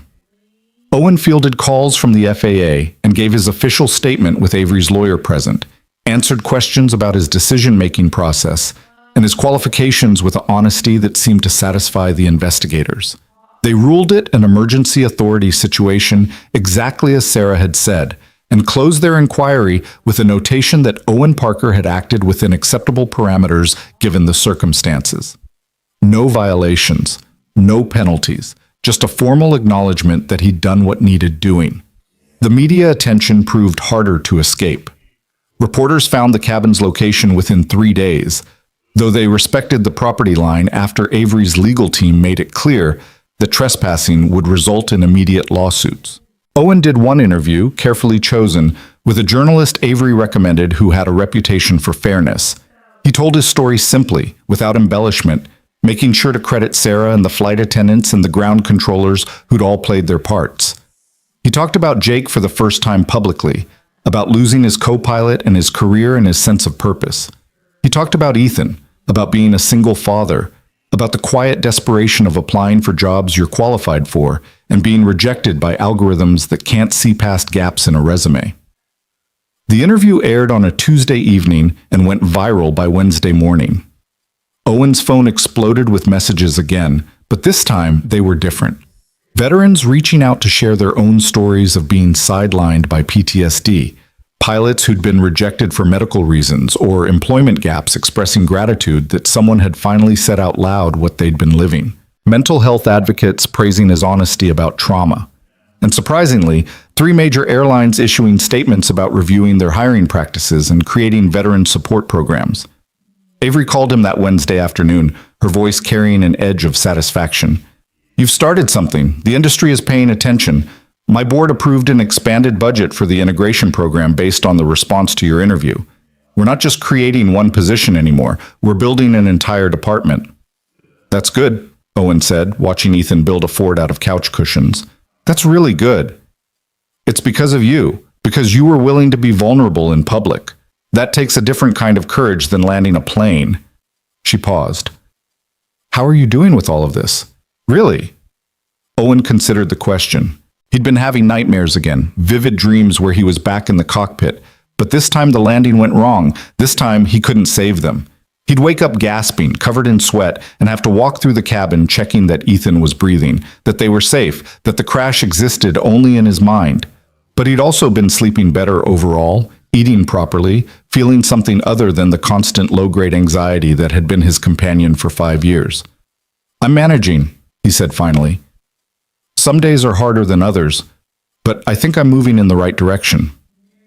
"Have you thought about what you want to do long-term, beyond the integration director position?" "What do you mean?" "I mean flying, Owen. Do you want to get back in a cockpit? Because if you do, Meridian will support that. We'll pay for recertification, simulator time, whatever you need, but only if it's what you want, not because you think it's expected." Owen looked out the window at the gray December sky, at clouds moving in patterns he could read even from the ground. "I don't know yet. Part of me does. Part of me never wants to fly again. Ask me in 6 months." "Fair enough. The offer stands whenever you're ready." They'd found an apartment in West Seattle, a 2-bedroom place with hardwood floors and enough light that it didn't feel claustrophobic. It cost more than Owen would have been comfortable with on a mechanic's salary, but the Meridian paycheck made it not just possible, but reasonable. Ethan had his own room for the first time in his life. Space for his toys and books, and a desk where he could do homework. The boy had been ecstatic, racing from room to room when they'd first walked through, planning where everything would go with the serious concentration of someone who'd never had their own space before. They moved in on a Saturday, with help from Sarah, who'd shown up unannounced with coffee and donuts and a determination to be useful. She and Owen had stayed in touch over the 2 weeks, text messages that started professional and gradually became something like friendship. She was still grounded pending her psych evaluation, still working through the trauma of that night, but she seemed steadier each time they talked. "This is nice," she said, looking around the empty apartment while Ethan ran from room to room, making sound effects. "Really nice. You deserve this." "We got lucky," Owen said, unpacking boxes. "If Avery hadn't been on that plane, if she hadn't seen what the system did to people like me, none of this would be happening. That's not luck. That's you being good at what you do and someone finally recognizing it." Sarah helped him arrange furniture, her movements careful, like she was still worried about breaking things. "Have you talked to any of the passengers besides Avery?" "A few." The elderly couple from across the aisle sent a card. The woman with the head injury called to say thank you. The teenage boy's mother wrote a letter. Owen paused in his unpacking, remembering the letters he'd received, the weight of their gratitude. "They all say the same thing, that I saved them. But I keep thinking about how close we came to not making it. If the runway had been 50 feet shorter, if the wind had been 5 knots stronger, if the gear had collapsed on the left side instead of the right." "But it didn't," Sarah interrupted gently. "You made good decisions with the information you had. You can't judge yourself by all the things that might have gone wrong. That's not fair and it's not rational." "You sound like my therapist." "Good. That means we're both getting the same message." She smiled slightly. I start back on limited duty next week. Simulator only, no passengers yet. They want to make sure I can handle it before they put me back on the line. How do you feel about that? Terrified, but also ready, I think. I need to prove to myself that I can still do this, that one bad night doesn't define my entire career. She looked at him seriously. You taught me that. You came back after 5 years of being too afraid to fly, and you did it when it mattered most. If you can do that, I can get back in a simulator. Ethan appeared in the doorway, dragging Mr. Trunks by one worn ear. Dad, can we go get pizza? I'm starving, and there's no food here. They ordered pizza and ate sitting on the floor of the empty living room, paper plates and plastic cups. Ethan telling Sarah about his new school where he'd start after winter break, about his teacher who seemed nice and the other kids he'd met at orientation. Normal 6-year-old concerns, his resilience complete and absolute in the way only children could manage. Sarah left as the sun was setting, hugging Owen at the door and whispering, "Thank you," one more time before she went. Owen wasn't entirely sure what she was thanking him for. The landing, the encouragement, just being someone who understood what she was going through. But he accepted it and told her to call if she needed anything. That night, after Ethan was asleep in his new room with glow-in-the-dark stars stuck to the ceiling, Owen stood on their small balcony and called his old therapist, the one the Air Force had assigned him after Jake's death. Dr. Martinez answered on the third ring, her voice surprised but warm. "Owen Parker, I saw you on the news. Hell of a thing you did." "I need to start sessions again," Owen said without preamble. "I thought I was managing okay, thought I'd moved past the worst of it. But after the landing, after everything that's happened, I realize I've just been avoiding it. And I can't keep avoiding it if I'm going to do this job right. I'm proud of you for recognizing that. A lot of people in your situation would try to ride the hero momentum and ignore the underlying trauma." Her tone shifted to professional. "I have space on Tuesdays and Thursdays. We should start with twice a week and see how it goes." They set up the appointments, and Owen felt something loosen in his chest. He'd been carrying everything alone for so long, trying to be strong enough for Ethan, not wanting to burden anyone with his broken pieces. But strength didn't mean doing it alone. It meant being smart enough to ask for help when you needed it. December 9th arrived faster than Owen expected. He dropped Ethan at his new school, a better facility than the underfunded public school they'd been zoned for before, with actual resources and teachers who seemed engaged, and drove to Meridian Aviation's headquarters in Bellevue. The building was glass and steel, modern and imposing, the kind of place he'd sent resumes to dozens of times without ever actually seeing. Avery met him in the lobby personally, which seemed unusual for a CEO, but was apparently just her style. She wore a sharp suit and her professional armor, but her smile when she saw him was genuine and warm. "Ready for your first day?" she asked, leading him to the elevators. "Honestly, I'm terrified. I have no idea what I'm doing." "Perfect. That means you'll ask questions and learn instead of assuming you know everything." She pressed the button for the 7th floor.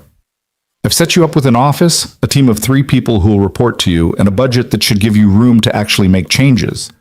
Your first priority is reviewing our current hiring practices and identifying where they're failing people like you. Second priority is creating support systems for current pilots dealing with mental health issues. Third is developing training programs for management on how to actually support pilots instead of just managing metrics." The elevator doors opened, and Owen followed her down a hallway lined with offices, people nodding to Avery as they passed. She stopped at a door with a nameplate that read, "Owen Parker, Director of Pilot Integration and Support," and pushed it open. The office was modest but real.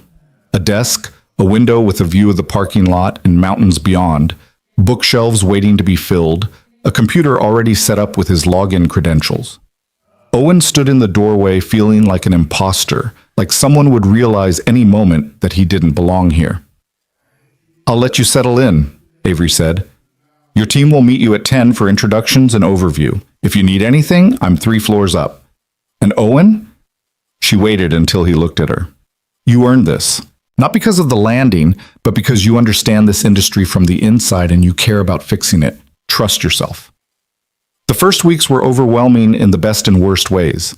Owen met his team, a data analyst named Marcus, who could break down hiring patterns with frightening precision, an HR specialist named Jennifer who'd been advocating for policy changes for years without support, and a former pilot named David who'd been medically grounded after a cancer diagnosis and understood intimately how the system abandoned people the moment they became complicated. They were smart, dedicated, and thrilled to finally have someone in a position of authority who took their work seriously.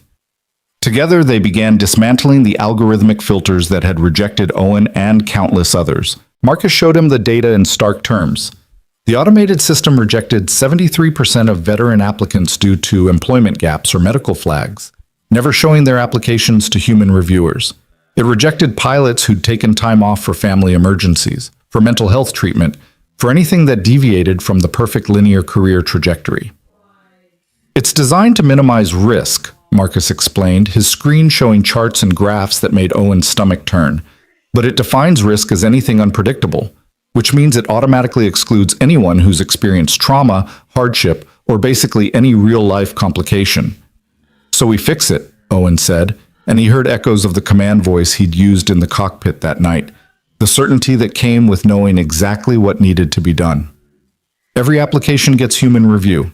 Every veteran application gets reviewed by someone who understands military service. Every medical flag gets actual assessment by a flight surgeon, not just automatic rejection.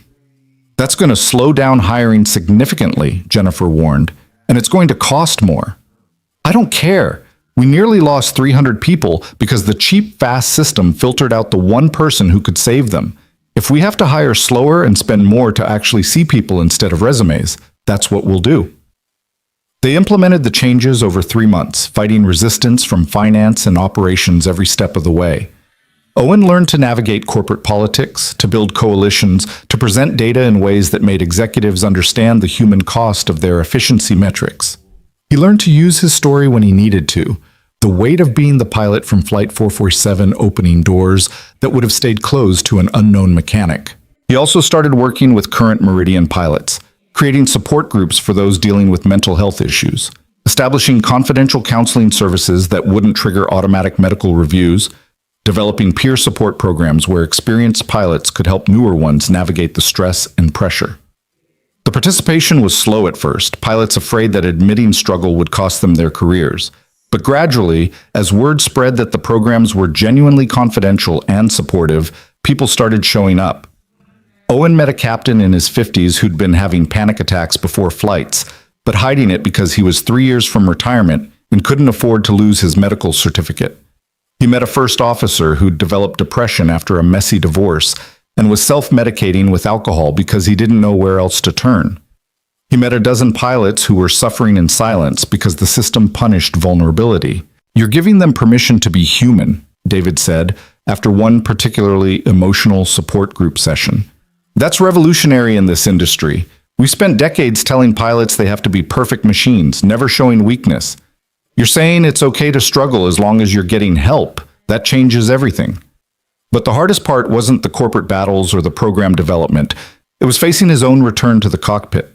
Avery had made good on her promise, offering Owen full support for recertification. The company would pay for simulator time, flight instruction, medical evaluations, everything he needed to be line qualified on the 737. All he had to do was say yes. He spent 4 months saying not yet, focusing on his director work, convincing himself he didn't need to fly to be effective in his role. Dr. Martinez called him on it in therapy, her voice gentle but firm. "What are you afraid of, Owen?" "That I can't do it. That the landing was a fluke, adrenaline and luck, and if I try again I'll freeze or fail or you'll prove to yourself that you're actually capable, and that scares you more than failure." Owen sat with that for a long time. Why would being capable scare me? Because if you're capable, you can't hide anymore. You have to actually live, actually try, actually risk being hurt again. She leaned forward in her chair, her expression compassionate. Jake's death wasn't your fault. The system rejecting you wasn't your fault. But staying small and scared when you're ready to be more, that would be your choice. He started simulator training on a Tuesday in April, 6 months after the crash. The instructor was a retired captain named Williams, who Avery had personally selected, someone with a reputation for patience and an understanding of trauma. Owen sat in the left seat of the simulator and felt his hands start shaking before they'd even powered up the systems. "We're going to take this slow," Williams said, his voice calm and matter-of-fact. "Today, we're just going to run through pre-flight checks, get you comfortable with the switches and procedures again. No flying, just systems familiarization." They spent 2 hours working through checklists, Owen's muscle memory returning in fits and starts, his hands remembering where things were even when his mind went blank. Williams talked him through the panic when it came, reminded him to breathe, never pushed harder than Owen could handle. By the end of the session, Owen was exhausted, but also quietly amazed. He'd sat in a cockpit and hadn't thrown up. That felt like victory. The simulator sessions became twice weekly, then 3 times a week as Owen's confidence built. They progressed from systems to taxi procedures to simple takeoffs and landings. Williams threw in scenarios gradually: engine failures, system malfunctions, bad weather approaches. Each one triggered Owen's trauma in different ways, but each one he worked through with Williams's patient guidance. "You're doing well," Williams said after a particularly challenging session where Owen had landed a simulated aircraft with complete hydraulic failure. "Better than well. You have instincts most pilots spend decades developing. You feel the aircraft instead of just flying it by the numbers." "I had a good teacher," Owen said, and he was thinking about Jake, about all the hours they'd spent in the C-130 learning to trust each other and the aircraft completely. Sarah accompanied him to one of the sessions in May, sitting in the right seat the way she had that night. They flew together in the simulator, running through the scenario from Flight 447, but this time with everything working, with both pilots prepared and qualified. It was therapeutic for both of them, a chance to rewrite the trauma with competence and choice instead of desperation. "We make a good crew," Sarah said when they'd finished, the simulated aircraft safely on the ground, with no collapsed gear or disaster. "When you're ready to come back to the line, I want to fly with you." "You trust me that much?" "I trust you more than anyone. You saved my life. You saved all our lives. And more than that, you taught me that it's okay to be afraid as long as you don't let it stop you from doing what matters." Owen's first real flight came in July, a simple training mission with Williams in the right seat and empty seats behind them. They took off from Boeing Field on a clear summer morning, the 737 climbing into blue sky while Owen's hands moved over controls that felt like coming home. His heart raced and his palms sweated, and part of his brain screamed at him to land immediately, but he kept flying. They did touch and goes at smaller airports, practiced approaches in visual conditions, stayed up for 2 hours before returning to Boeing Field. When they'd shut down the engines and completed the post-flight checks, Williams turned to Owen with a rare smile. "How do you feel?" "Terrified. Exhilarated. Like I just did something impossible." Owen looked out at the tarmac, at the other aircraft moving around them, at the sky that had been closed to him for so long. "Like maybe I'm not as broken as I thought." "You were never broken. Just hurt. There's a difference." Owen completed his recertification in August, passing his check ride with scores that surprised everyone, including himself. The FAA examiner, a crusty former military pilot named Harrison, signed off on his certificate and then shook his hand firmly.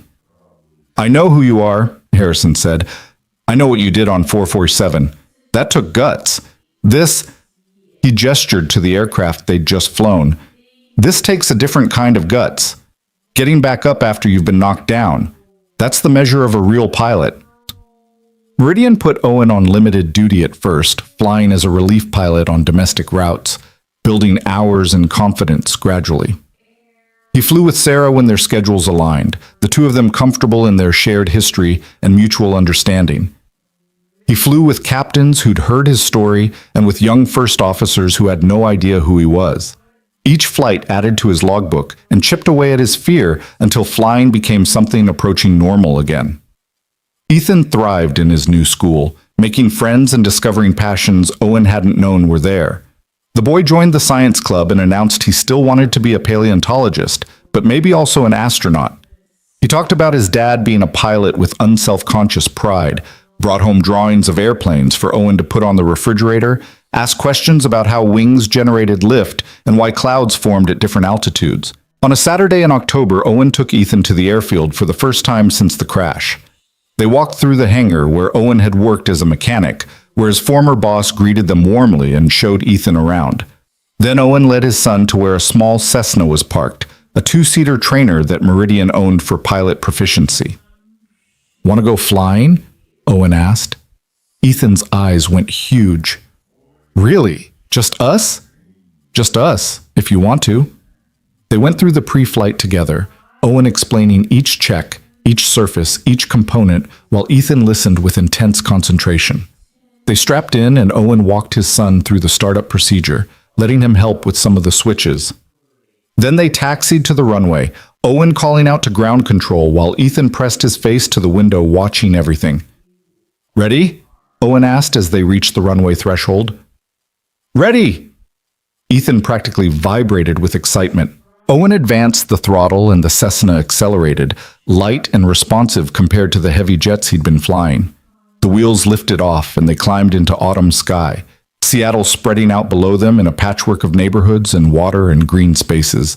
Ethan laughed with pure joy, pointing out their apartment building, his school, the Space Needle in the distance. "This is so cool! Can we do a loop?" "Not in this aircraft, buddy, but maybe someday when you're older, I'll teach you to fly, and you can do all the loops you want." They flew for an hour, Owen showing his son the mountains and the islands, letting him hold the yoke for a few minutes under careful supervision, watching the wonder on Ethan's face as the world spread out beneath them. And somewhere during that flight, Owen realized that the sky wasn't haunted anymore.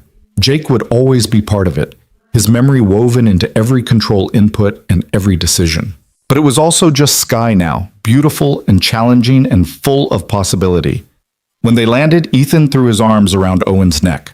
"That was the best day ever. Can we do it again?" "Yeah, buddy, we can do it again." A year after the crash, Meridian hosted a memorial event for Flight 447. Not to mourn, everyone had survived, but to honor the crew and passengers and to mark the anniversary of the night that had changed so many lives. The event was held in a hotel ballroom. 300 people gathered with their families, many of them still processing what they'd been through. Owen attended with Ethan, both of them dressed up, Ethan's hair actually combed for once.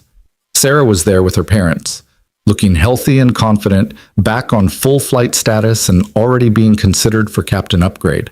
The flight attendants came, the ground controllers who'd guided them in, even Captain Brennan, who'd recovered from his heart attack and had just retired with full honors. Avery gave a speech about how the accident had exposed failures in their systems and how they'd worked to fix them.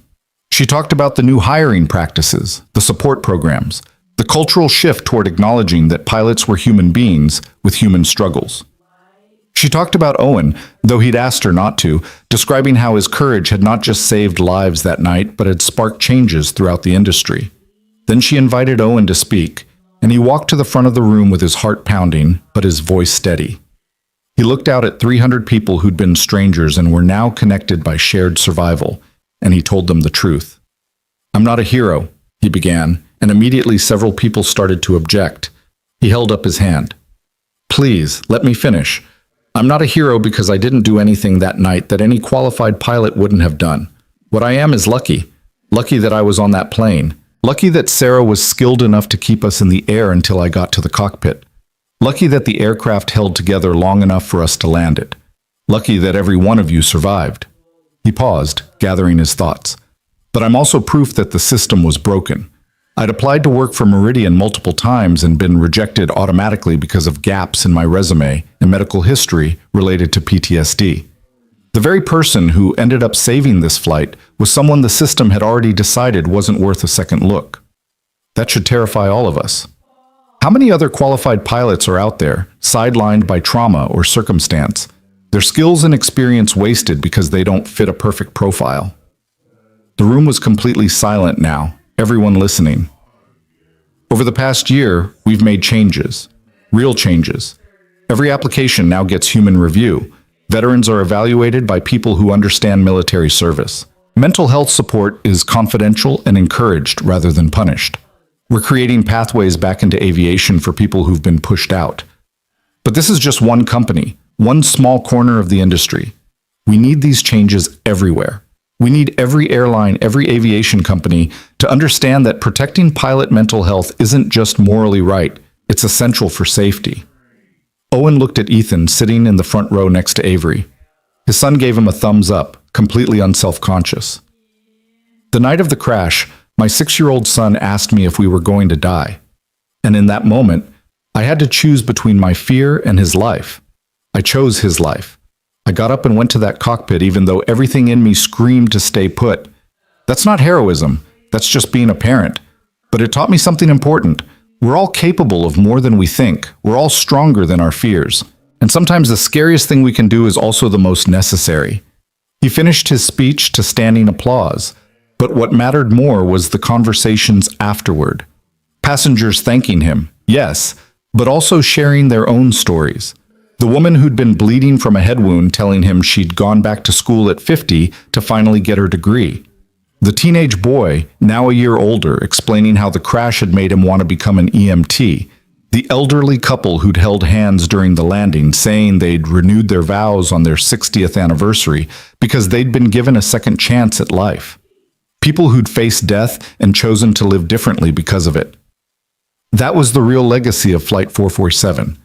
Not just that they'd survived, but that survival had meant something. Late in the evening, as the event was winding down, Owen found himself on the hotel balcony with Avery. The Seattle skyline glittered in the darkness, aircraft lights moving across the sky in their predictable patterns, everything ordered and safe.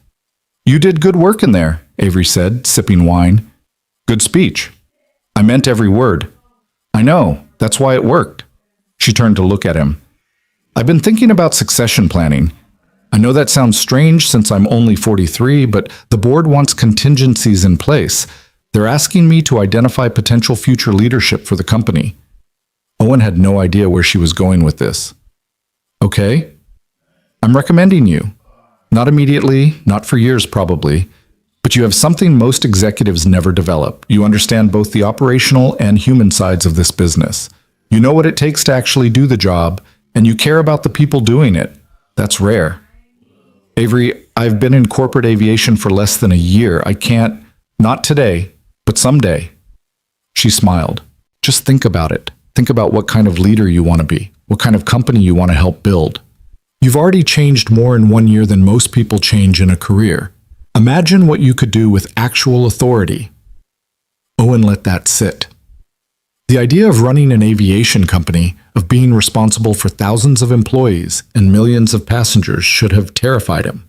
Maybe it did, but it also felt possible in a way that nothing had felt possible a year ago. 3 months later, on a cold January evening, Owen took Ethan to the cemetery where Jake was buried. It was the first time Owen had visited since the funeral 5 years ago, the weight of guilt and grief having kept him away. But he'd been working through all of that in therapy, understanding that Jake's death wasn't his fault, that carrying that guilt didn't honor his friend's memory. They stood at the grave, a simple military headstone with Jake's name and rank, and dates that said he'd only lived 29 years. Ethan held Mr. Trunks and stayed quiet, understanding somehow that this was important. "Hey Jake," Owen said, his voice rough. "Sorry it took me so long to visit. I've been working through some things. But I wanted you to meet my son. Ethan, this is Jake. He was my co-pilot and my best friend. He would have loved you." "Hi, Mr. Jake," Ethan said solemnly. "My dad says you were really brave." He was, the bravest person I ever knew. Owen crouched down, putting his arm around Ethan. "I also wanted to tell you that I'm flying again. I know you'd be making fun of me for taking 5 years to get back in a cockpit. I can hear you in my head calling me names, challenging me to races we both know you'd win." His voice cracked. "I miss you every day, but I'm not letting missing you stop me from living anymore. I hope that's okay." The wind moved through the trees, cold and clean, and Owen felt something release that he'd been holding for 5 years. Permission, maybe. Or forgiveness. Or just the understanding that Jake would have wanted him to move forward, would have been the first person pushing him back into the sky. They stayed for a few more minutes, Owen telling Jake about the crash and the landing and the job and all the ways his life had changed. Then they walked back to the car, Ethan's small hand in Owen's larger one, both of them quiet but not sad. Are you okay, Dad? Ethan asked as Owen started the car. Yeah, buddy, I think I finally am. 2 years after the crash, on a crisp December morning, Owen stood on the observation deck at SeaTac Airport watching aircraft take off and land with the rhythmic precision of a well-ordered system. He was in uniform now, captain's stripes on his shoulders, his path from mechanic to director to line pilot to captain completed in an unconventional trajectory that had raised some eyebrows but ultimately proven itself through performance. Sarah stood beside him, also in uniform, about to start her own captain upgrade training. They'd flown together dozens of times over the past 2 years, their partnership easy and natural, built on mutual respect and shared trauma, transformed into shared strength. You ready for today? Sarah asked. As ready as I'll ever be. Today was significant. Today Owen was taking command of a flight for the first time as a fully qualified captain. Not just any flight, Flight 447, the same route that had nearly killed them all 2 years ago. Meridian had retired the old aircraft number for 6 months before bringing it back at Owen's suggestion. Numbers were just numbers. The route needed to be flown. Better to reclaim it than let fear own it forever. The flight boarded normally, passengers settling in with their phones and books and coffee, most of them completely unaware of the significance of the flight number or the pilot in the left seat. Owen did his pre-flight walk-around with the careful attention he'd learned in the military and relearned in the aftermath of trauma. He checked every surface, every panel, every component. Not because he didn't trust the mechanics, he'd been one, he knew they were thorough, but because checking was ritual and ritual was comfort. Ethan and Avery were in first class, a surprise Owen hadn't known about until he'd checked the manifest. He stopped by their seats during boarding, raising an eyebrow at Avery. Moral support, she said simply. Plus, I need to get to a conference in Los Angeles anyway. Might as well fly with someone I trust. Can I see the cockpit? Ethan asked, practically bouncing in his seat. He was 8 now, all gangly limbs and missing teeth and boundless enthusiasm. After we land, Owen promised. Can't have you distracting me up there. Are you nervous? Ethan asked with the directness of children who haven't learned to soften their questions. Owen considered lying, giving some confident pilot speech about how routine this was. But Ethan deserved honesty. A little, but nervous is okay. It means I care about doing a good job. He returned to the cockpit where Sarah, flying as his first officer today in a reversal of their roles from that night, was finishing her checks. They worked through the checklist together, their communication efficient and comfortable, a crew that trusted each other completely. How you feeling? Sarah asked as they waited for pushback clearance. Like I'm exactly where I'm supposed to be.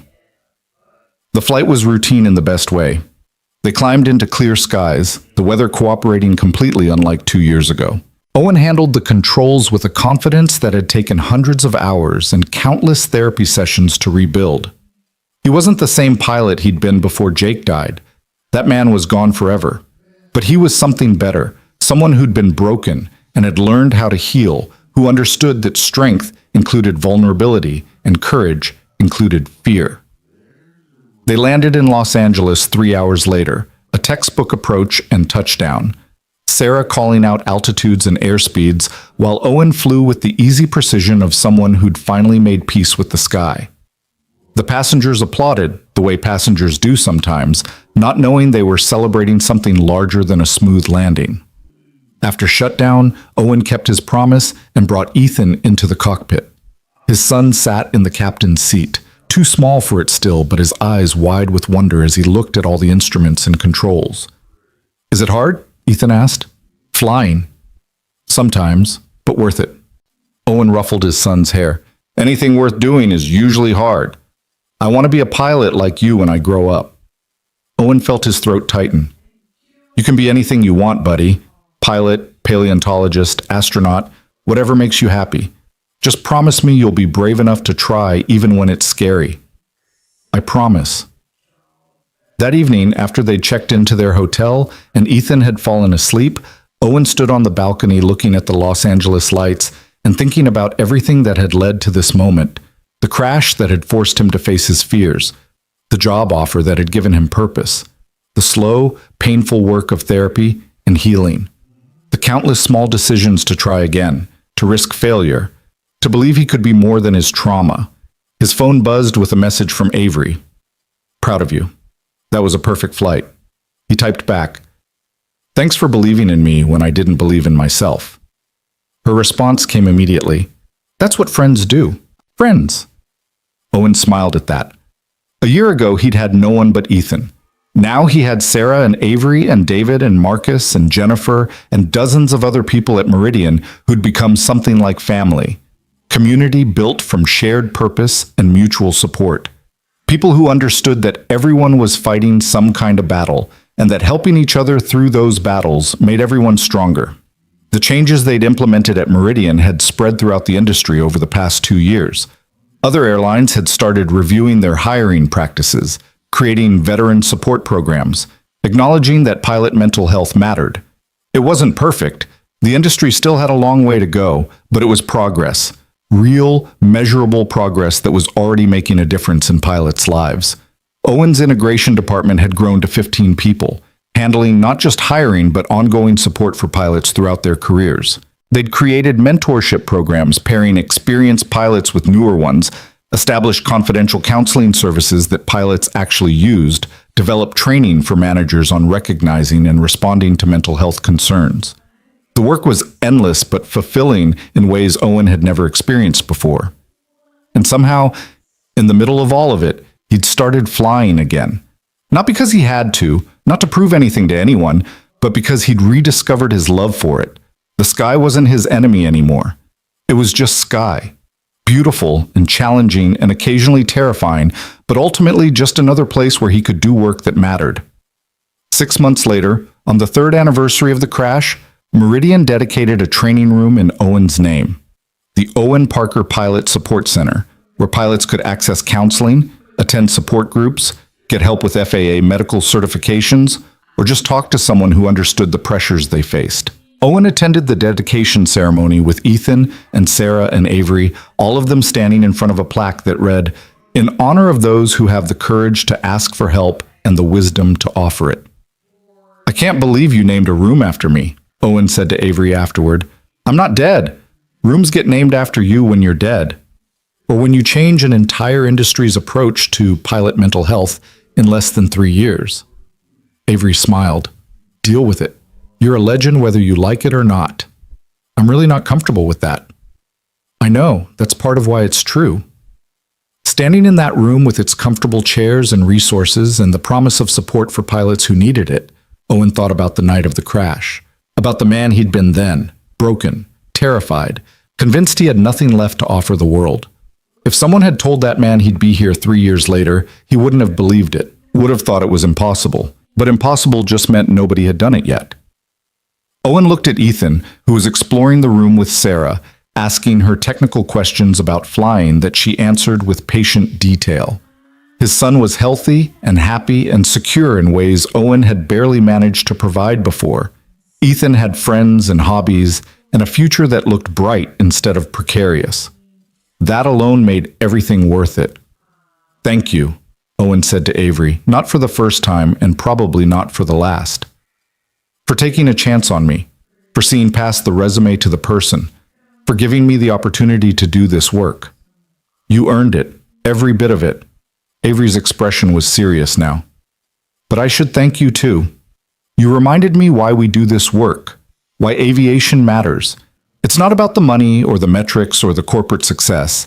It's about getting people safely from one place to another and taking care of the professionals who make that possible. I'd lost sight of that until you sat down next to me on that plane." They stood together in comfortable silence, watching Ethan and Sarah, listening to the sounds of the building around them, the hum of HVAC, distant conversations, the mechanical rhythm of an office functioning. Normal sounds, safe sounds, the sounds of a life rebuilt from wreckage. That night, Owen tucked Ethan into bed and sat with him while his son fought sleep the way he always did, asking questions and telling stories and generally delaying the inevitable. "Dad?" Ethan's voice was sleepy. "Are you happy?" "Yeah, buddy, I really am." "Good. You smile more now. I like it when you smile." Owen kissed his son's forehead and turned off the light, leaving the door cracked the way Ethan preferred. He went to his own room and looked at the photo on his nightstand, the one from his Air Force days, Him and Jake in their flight suits standing in front of a C-130, both of them young and whole and laughing at something long forgotten. "I hope you'd be proud," Owen whispered to the photo. "I hope you think I did okay." He could almost hear Jake's response, that distinctive laugh, and the ribbing that would follow. Jake would absolutely give him grief about taking 5 years to get back in a cockpit, would make jokes about Owen getting soft, would challenge him to prove he could still fly. But underneath the jokes would be pride, would be the understanding that Owen had found his way through the darkness and come out the other side still capable of caring, still capable of helping others, still capable of being the kind of pilot and person that Jake had always believed he could be. The sky outside his window was clear, stars visible despite the city lights, each one a distant sun supporting worlds Owen would never see. But his world was here. Was Ethan sleeping down the hall, and Sarah's friendship, and Avery's mentorship, and the work that gave his days meaning. His world was the pilots he helped, and the systems he changed, and the knowledge that his trauma, as terrible as it had led to something valuable. Owen Parker had been a pilot who couldn't fly, a mechanic living in the shadows of what he'd lost. Then chance had put him on a failing aircraft next to a CEO who saw past his resume to his potential. And in the 3 hours it took to bring that aircraft down safely, he'd found a way back to himself. Not the self he'd been before Jake died. That person was gone forever, left behind in the smoke and fire of a training mission gone wrong. But a new self, forged in the crucible of fear, overcome and trust rebuilt. Someone who understood that strength came not from never falling, but from getting back up. Someone who knew that the measure of a life wasn't in its uninterrupted success, but in how you responded when everything fell apart. He was a father, a pilot, a director, a friend. He was someone who'd faced his demons and found them beatable. He was someone who'd been given a second chance and was determined to make it count. He was Owen Parker, and he was exactly where he was supposed to be.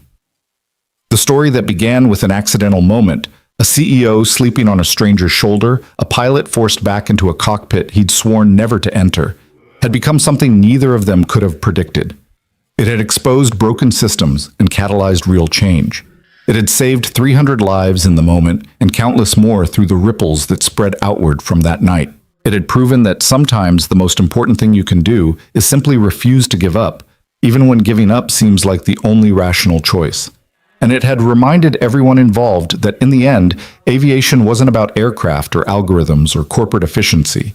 It was about people, vulnerable, flawed, courageous people, trusting each other with their lives and doing everything possible to honor that trust. That was the real story of Flight 447.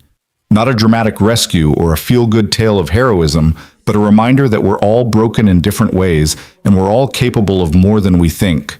That the systems we build to keep us safe can sometimes be what puts us in danger. That the people we overlook might be exactly the people we need most. And that sometimes the highest form of courage is simply showing up when everything in you screams to run away. Owen had shown up that night, and in doing so, he'd saved more than just a plane full of passengers. He'd saved himself. The end.